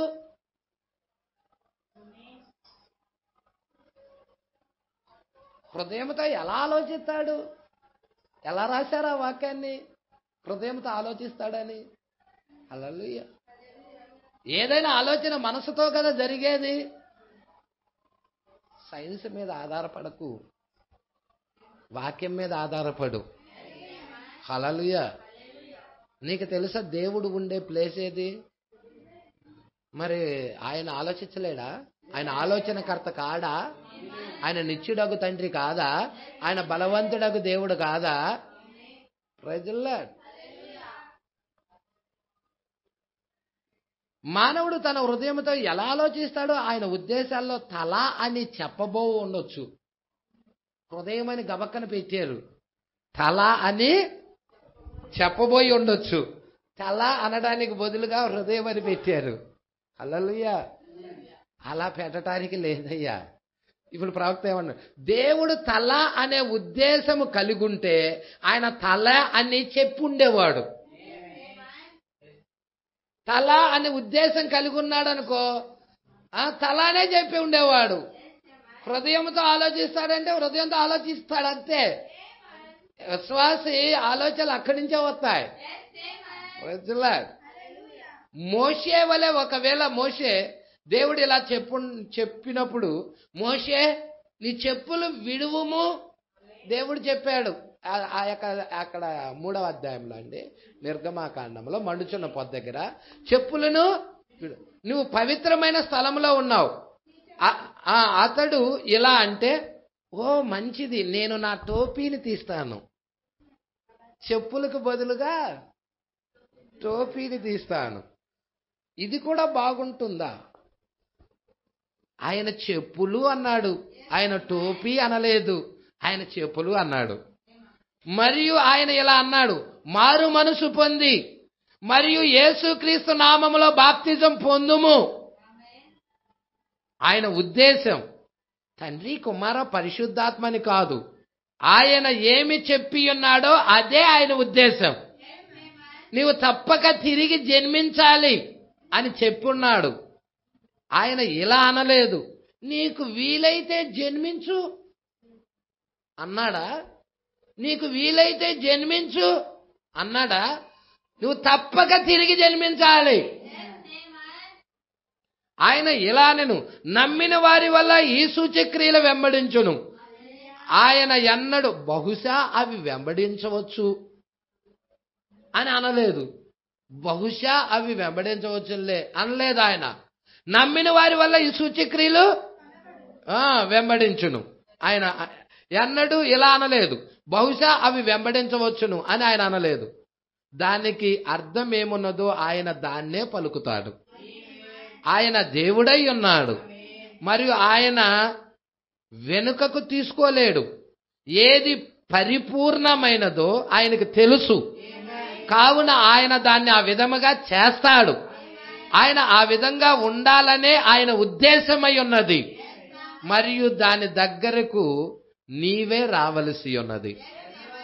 నీ ఆలోచన దగ్గరకు ఆయన దిగి రావటం కాదు, ఆయన ఆలోచన దగ్గరకే నీవు రావాలి. ఇది వ్యత్యాసం. నీ ఆలోచన దగ్గరికి దేవుడు రమ్మంటే రాడు, దేవుడు ఆలోచన దగ్గరికి నువ్వెళ్ళాలి. పట్టుకుంటున్నారా? ఈ వ్యత్యాసం మీరు పట్టుకోగలిగితే మీరు ఆత్మీయంగా ఎదుగుతారు. Praise the lord. ఇప్పుడు చాలా జాగ్రత్తగా గమనిద్దాము. ఈ ఒక్క పేరాతో ముగిద్దాము. ఇప్పుడు ఈ శరీరము, హల్లెలూయా, ఏమంటున్నాడో చూసారా? ఈ శరీరం యొక్క అమరికలో ప్రాణం ఉంది. ఇప్పుడు మీరు ప్రాణము అనే పదాన్ని తీసుకున్నట్లయితే మరియు దాన్ని చూడము, అది బైబిల్ నిఘంటువులో దాని గురించి చెబుతుంది. వెబ్షట్ ఆ నిఘంటువులో వాటిలో ఏదైనా అది ఆత్మ యొక్క స్వభావము. ప్రాణం అంటే ఏంటంటే ఆత్మ యొక్క స్వభావాన్నే ప్రాణము అంటారు. మీరు అండర్లైన్ చేసుకోండి, చాలా మోస్ట్ ఇంపార్టెంట్. ప్రాణము ఆత్మ యొక్క స్వభావమై ఉన్నది. ఇప్పుడు ఇక్కడ ఒక మనుషుడు ఉన్నాడు, మనము అంటాము జాన్ డోయ్. అతని పేరేంటి? అంతా మంచిది, జాన్ డోయ్. మరియు ఇక్కడ శామ్ డోయ్ ఉన్నాడు, ఇద్దరిని పట్టుకుంటున్నాడు. ప్రజల ఒక అతని పేరు జాన్ డోయ్, ఇంకో అతని పేరు శామ్ డోయ్. అంతా మంచిది. ఇప్పుడు జాన్ డోయ్ ఒక మానవుడు. అతడికి శరీరం ఉన్నది, అతడికి ప్రాణం ఉన్నది, అతడికి ఆత్మ ఉన్నది. అలాగే అతడు శామ్ డోయ్కి సహోదరుడు. ఎవరు? ఈ జాన్ డోయ్ అనే అతను. ఇప్పుడు జాన్ డోయ్ ఒక ఆత్మ, ప్రాణము, శరీరము. అలాగే శ్యామ్ డోయ్ కూడా అదే విధముగా శరీరము, ప్రాణము, ఆత్మ కలిగి ఉన్నారు. మీరు గమనించారా? అది శరీరము, ప్రాణము, ఆత్మ ఇద్దరిలో ఉందా లేదా? ప్రతి మానవుడిలో కూడా ఉంది. అయితే వీళ్ళల్లో జాన్ డోయ్ అనే ఆయన పర్ఫెక్ట్, శామ్ డోయ్ అనే ఆయన కొంచెము లోకపు అలవాట్లకు అలవాటు పడిన వ్యక్తి. ఈ ఇద్దరు గురించి వివరిస్తున్నాడు చూడండి. ఇప్పుడు ఈ మానవుడు ఒక చెడ్డవాడు. ఉద్దేశము మోసం చేస్తాడు, దొంగతనాలు చేస్తాడు, అబద్ధం ఆడతాడు, వ్యభిచారం చేస్తాడు, చెడ్డదైన కార్యాలు ఏదైనా చేస్తాడు ఒక వ్యక్తి. అయితే ఇంకొక వ్యక్తి ఉన్నాడు చూసారా? ఆ మానవుడు పూర్తిగా ప్రేమతోనూ శాంతితోనూ సంతోషముతోనూ నిండి ఉన్నాడు. వీళ్ళిద్దరి మధ్య డిఫరెంట్ చూడండి. వీళ్ళిద్దరు ఇప్పుడు భూమి మీద ఈ ఆత్మలు రెండు ఉన్నాయి. పట్టుకుంటున్నారా మీరు? జాగ్రత్తగా పట్టుకోండి. ఒక వ్యక్తి అబద్ధం ఆడుతూ ఉంటాడు, మోసం చేస్తూ ఉంటాడు, దొంగతనాలు చేస్తూ ఉంటాడు, వ్యభిచారం జరిగిస్తూ ఉంటాడు, చెడ్డదైన కార్యాలు చేస్తూ ఉన్నాడు అతడు. అర్థమవుతుందా? ఇతనికి ఈ చెడ్డదైన కార్యాలు చేస్తానే ఇతనికి శరీరం ఉంది, ప్రాణం ఉంది, ఆత్మ ఉంది. ఇప్పుడు ఇంకొక వ్యక్తిని చూస్తున్నాం. అతడు పూర్తిగా ప్రేమతో ఉన్నాడు, శాంతితో ఉన్నాడు, సంతోషముతో నిండి ఉన్నాడు. మీరు చూసారా? ఆ యేసుక్రీస్తు గుణలక్షణాలు ప్రేమ, సమాధానం, దీర్ఘశాంతం, దయాళత్వం, మంచితనం ఇవన్నీ కలిగి ఉన్నాడు ఇంకొక వ్యక్తి. పట్టుకుంటున్నారా? వీరి ఇరువురికి శరీరం ఉందా? ఇరువురికి ఆత్మ ఉన్నదా? ఇరువురికి ప్రాణం ఉన్నదా? మీకు చాలా విషయాలు క్లియర్ అవుతాయి ఇది గనక మీకు అర్థమైతే. జాగ్రత్తగా వాక్యం మీద మీరు దృష్టి పెట్టండి. వారి ఇరువురు ప్రాణము, శరీరము మరియు ఆత్మను కలిగి ఉన్నారు. మంచిది. వ్యత్యాసం ఎక్కడున్నది? ఈ మానవుడు వెనకకు వెళ్ళి ఇలా చెప్పగలడు. ఈ మానవుడు వెనక్కు వెళ్ళి ఇలా చెప్తాడు, మా అమ్మ నాకు జ్ఞాపకం ఉన్నది, మేము బాలురుగా ఉన్నప్పుడు మేము చేసిన కార్యాలు మాకు జ్ఞాపకం ఉన్నాయి. వారు ఇరువురికి అలాగే ఉన్నాయి. ఈ తాగుబోతాడు అలాగే చెప్తాడు, వ్యభిచార అలాగే చెప్తాడు, మంచివాడు కూడా అలాగే చెప్తాడు. ఇరువురికి అలాగే ఉన్నాయి. వారు ఇరువురు ఆత్మలు కలిగి ఉన్నారు. వారు ఇరువురు ప్రాణములు కూడా కలిగి ఉన్నారు. వారు ఇరువురు శరీరములు కూడా కలిగి ఉన్నారు. అవునా? మీరు చూడండి, ఒక ఆత్మ నరకానికి వెళ్తుంది, ఒక వ్యక్తి నరకానికి వెళ్తున్నాడు, ఒక వ్యక్తి పరలోకం వెళ్తున్నాడు. ఇక్కడ జాగ్రత్తగా మీరు పట్టుకోండి. కానీ ఈ మనిషి యొక్క ఆత్మ ప్రవర్తన చెడ్డది.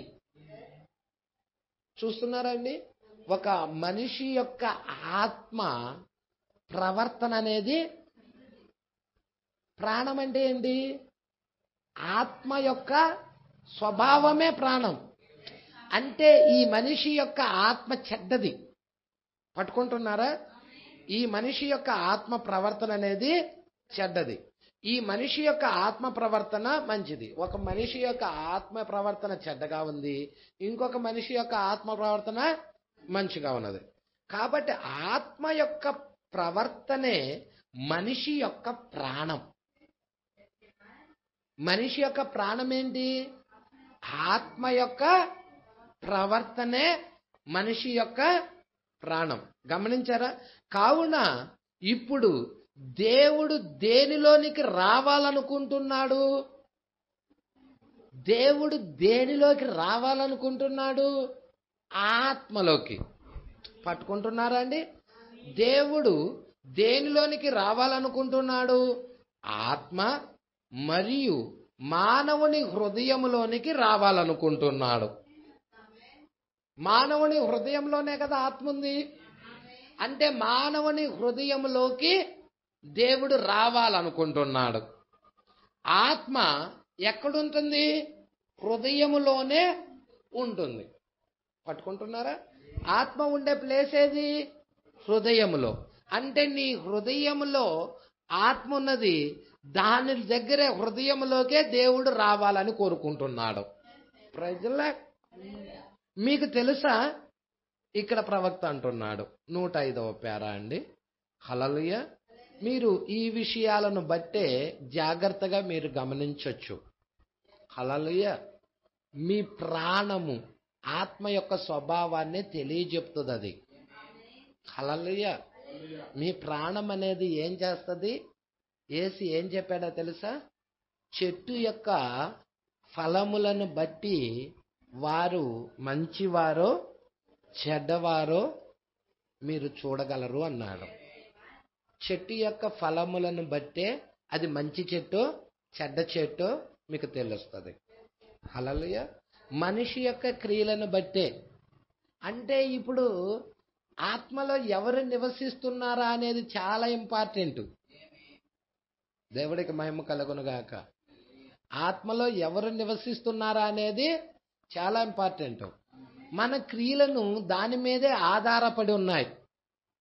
మన క్రియలు మన ఆత్మలో నివసిస్తున్న వాడి దాని మీదే ఆధారపడి ఉన్నాయన్నమాట. ఆత్మ యొక్క స్వభావము ప్రాణం అంటే ఏంటి? ఆత్మ యొక్క స్వభావమే ప్రాణం. హల్లెలూయా. పట్టుకుంటున్నారా? ఇక్కడ మీరు చూడండి 105వ పేరా అండి. ఇక్కడ నేను చూస్తున్నాను. మీకు తెలుసా, మరి సైన్స్ ఇలాగన్నది, నేను దాన్ని ఎన్నడూ పూర్తి చేయలేదు. మనిషి తన హృదయముతో ఆలోచించలేడు. సైన్స్ వెదకటం ప్రారంభించినది.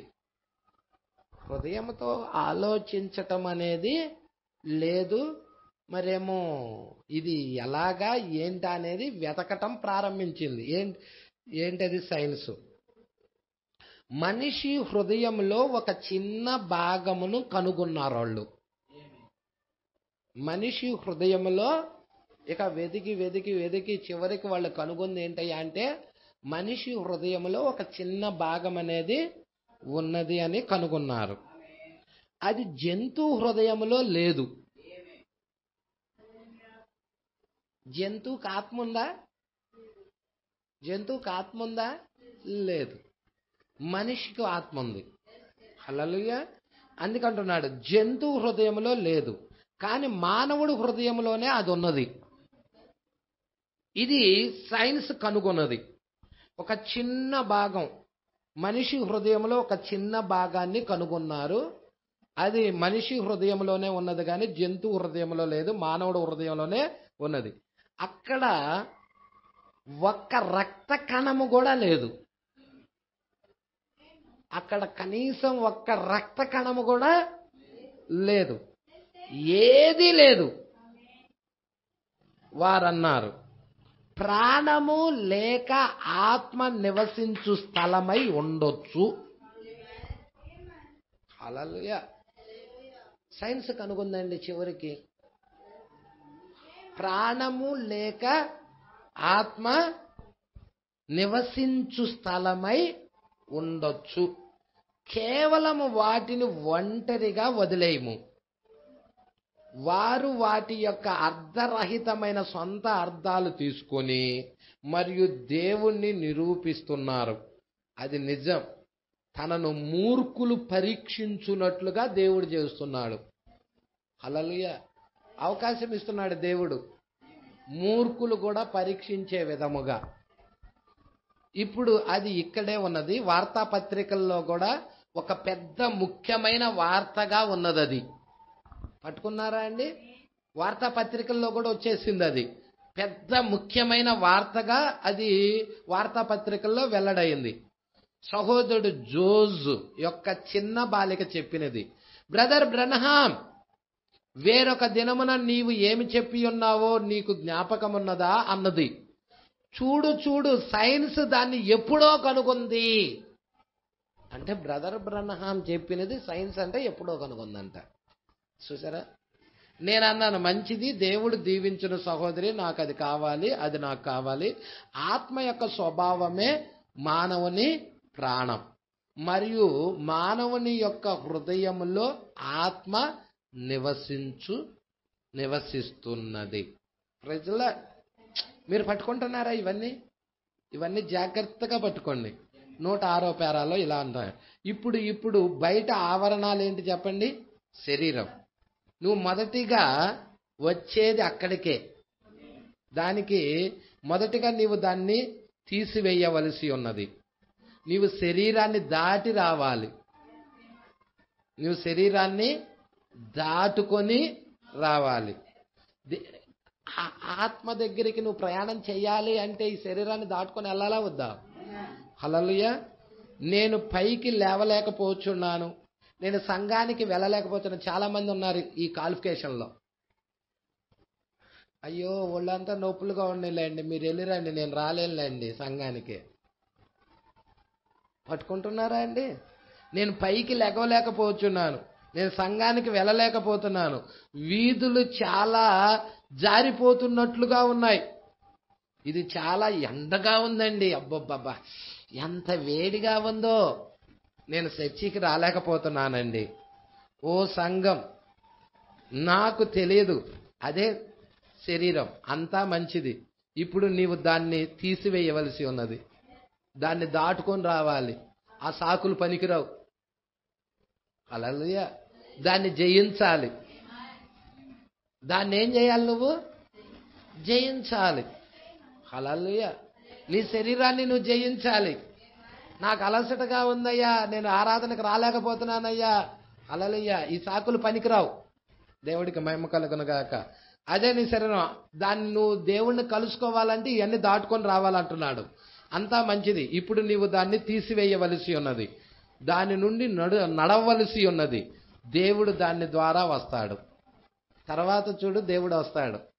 అయ్యా నాకు బాగా ఒళ్ళంతా నొప్పులుగా ఉన్నాయి, జ్వరంగా ఉంది, నేను రాలేను, నువ్వు వెళ్ళు. కానీ నువ్వు జ్వరంలో దేవుడి దగ్గరికి వచ్చి చూడు, జ్వరం ఒక దెబ్బకి వెళ్ళిపోయింది. ఆ వాక్యం విన్నాక చూడు, నువ్వు ఎంత హ్యాపీగా ఉంటావో, ఎంత ఆనందంగా ఉంటావో. దేవుడు నిన్ను స్వస్థపరుస్తాడనమాట. హల్లెలూయా. మరొకసారి ఆయన వచ్చినప్పుడు ఆయన ప్రాణంలోకి వస్తాడు. పట్టుకున్నారా? ఇప్పుడు శరీరం నుండి రెండోది ఏంటండి? ప్రాణం. మరొకసారి ఆయన వచ్చినప్పుడు ఆయన ప్రాణంలోకి వస్తాడు. అదియే ఆ స్వభావం. ఓ జోనెసెస్ నా గురించి ఏమి చెప్పి ఉండొచ్చు? ఓ మై, మీకు తెలుసా, నేను అటువంటిది ఏదైనా చేసినట్లయితే నా సంఘం నన్ను బయటికి తన్నేస్తుందయ్యా. చూసారా? కానీ నీవు దాని నుండి నడవలసి ఉన్నది. ప్రజల్లా నువ్వు కంపల్సరిగా సంఘానికి రావాలి. ఎవరేమన్నా అనుకున్నా కానీ లాభం లే, తన్నేస్తుందన్నా కానీ లాభం లే, నువ్వు దాని నుండి నడవలసి ఉన్నది. హల్లెలూయా. నువ్వు క్రమాన్ని పాటించవలసి ఉన్నది. నువ్వు క్రమాన్ని పాటించకుండా నువ్వు దేవుడి రాజ్యానికి వెళ్ళటం అసంభవం. పట్టుకుంటున్నారా అన్నీ ఎలా చెప్తున్నాడు ప్రవక్త? హల్లెలూయా. నువ్వు దాని గుండా నడవలసి ఉన్నది, మరియు నీవు దాని నుండి నడుస్తున్నప్పుడు ఆయన నీ హృదయంలోనికి వస్తాడు. అక్కడే ఆయన సింహాసనం ఉన్నది. ఆ పరిశుద్ధాత్ముడు నీలో ఉంటాడు. పట్టుకుంటున్నారా అండి? ఇప్పుడు దేవుడు నీలో ఉండాలి అంటే ఈ కార్యాలన్నిటినీ దాటుకుంటా నువ్వు సహవాసం. ఈరోజు ఏంటో తెలుసా, సంఘములో ఒక సహోదరుడు ఏమైనా అన్నా ఇంకో సహోదరుడిని, ఆ సహోదరుడు నన్ను అన్నాడు కాబట్టి నేను సంఘాన్ని అలుగుతున్నా, నేను రావటల్లా. ఏంటి అదంతా? నువ్వు సహవాసం దగ్గరికి రానియకుండా అపవాది చేస్తావన్నాడు. విషయాలు పట్టుకుంటున్నారా? దేవుడికి మహిమ కలుగును గాక. నువ్వు ఆ సహోదరుడి కోసం ఏమైనా వస్తున్నావా? దేవుణ్ణి ఆరాధించడానికి వస్తున్నామా? దేవుణ్ణి ఆరాధించడానికి వస్తున్నాం, దేవుణ్ణి కలుసుకోవటానికి వస్తున్నాం. అందుకే ఈ లేఖనాలన్నీ మనము గుర్తించవలసి ఉన్నది. మనము ఖచ్చితంగా ఎవరు ఎలాగున్నా కానీ 3 రకాల వాళ్ళు సంఘంలో ఉంటారు. విశ్వాసి ఉంటాడు, అవిశ్వాసి ఉంటాడు, వేషధారి ఉంటాడు. అయినా ఎవరిని బట్టి మనము ఆరాధన ఆపుకోకూడదు. మనం ఒంట్లో బాగోకపోయినా కానీ దేవుడి సన్నిధికి వచ్చినప్పుడు ఆయన మనల్ని స్వస్థపరుస్తాడు. ప్రజలాడు అప్పుడే నీ ఇంటికి అప్పుడే ఏదో చుట్టాలు వచ్చారనుకో, మనం ఏమంటాం, మన చుట్టాలు వచ్చారు, ఈ వారం వెళ్ళకపోయినా పర్లేదు, వచ్చే వారం వెళ్దాంలే. ఇవన్నీ నీకు పరీక్షలు సహోదరుడా, ఇవన్నీ పరీక్షలు. నువ్వు నెగ్గుతావా ఈ పరీక్షల్లో లేదా? టెస్ట్ పెడుతున్నాడు దేవుడు. ఆ టెస్ట్ లో మనం పాస్ అవ్వాలంటే ఖచ్చితంగా మన క్రియలు, పట్టుకుంటున్నారా, మన క్రియలు సాక్ష్యం ఇస్తాయి అంటున్నాడు. దేవుడికి మహిమ కలుగును గాక. పట్టుకుంటున్నారండి విషయాలు. కాబట్టి దేవుడు నివసించే ప్లేస్ ఏదంట? నీ హృదయములో ఆత్మ ఉంది, ఆత్మలో ఆయన నివసిస్తాడు. అప్పుడు ఆయన గుణలక్షణాలు నీకు కలుగుతాయి. ఆ రెండో వ్యక్తి గుణలక్షణాలు చూసారా అండి ఎలాగున్నాయో? ప్రేమ, సంతోషము, సమాధానము. ఆ కార్యాలన్నీ ఎలా వచ్చినాయి అన్నారు? దేవుడు అతనిలో ఉండబట్టి.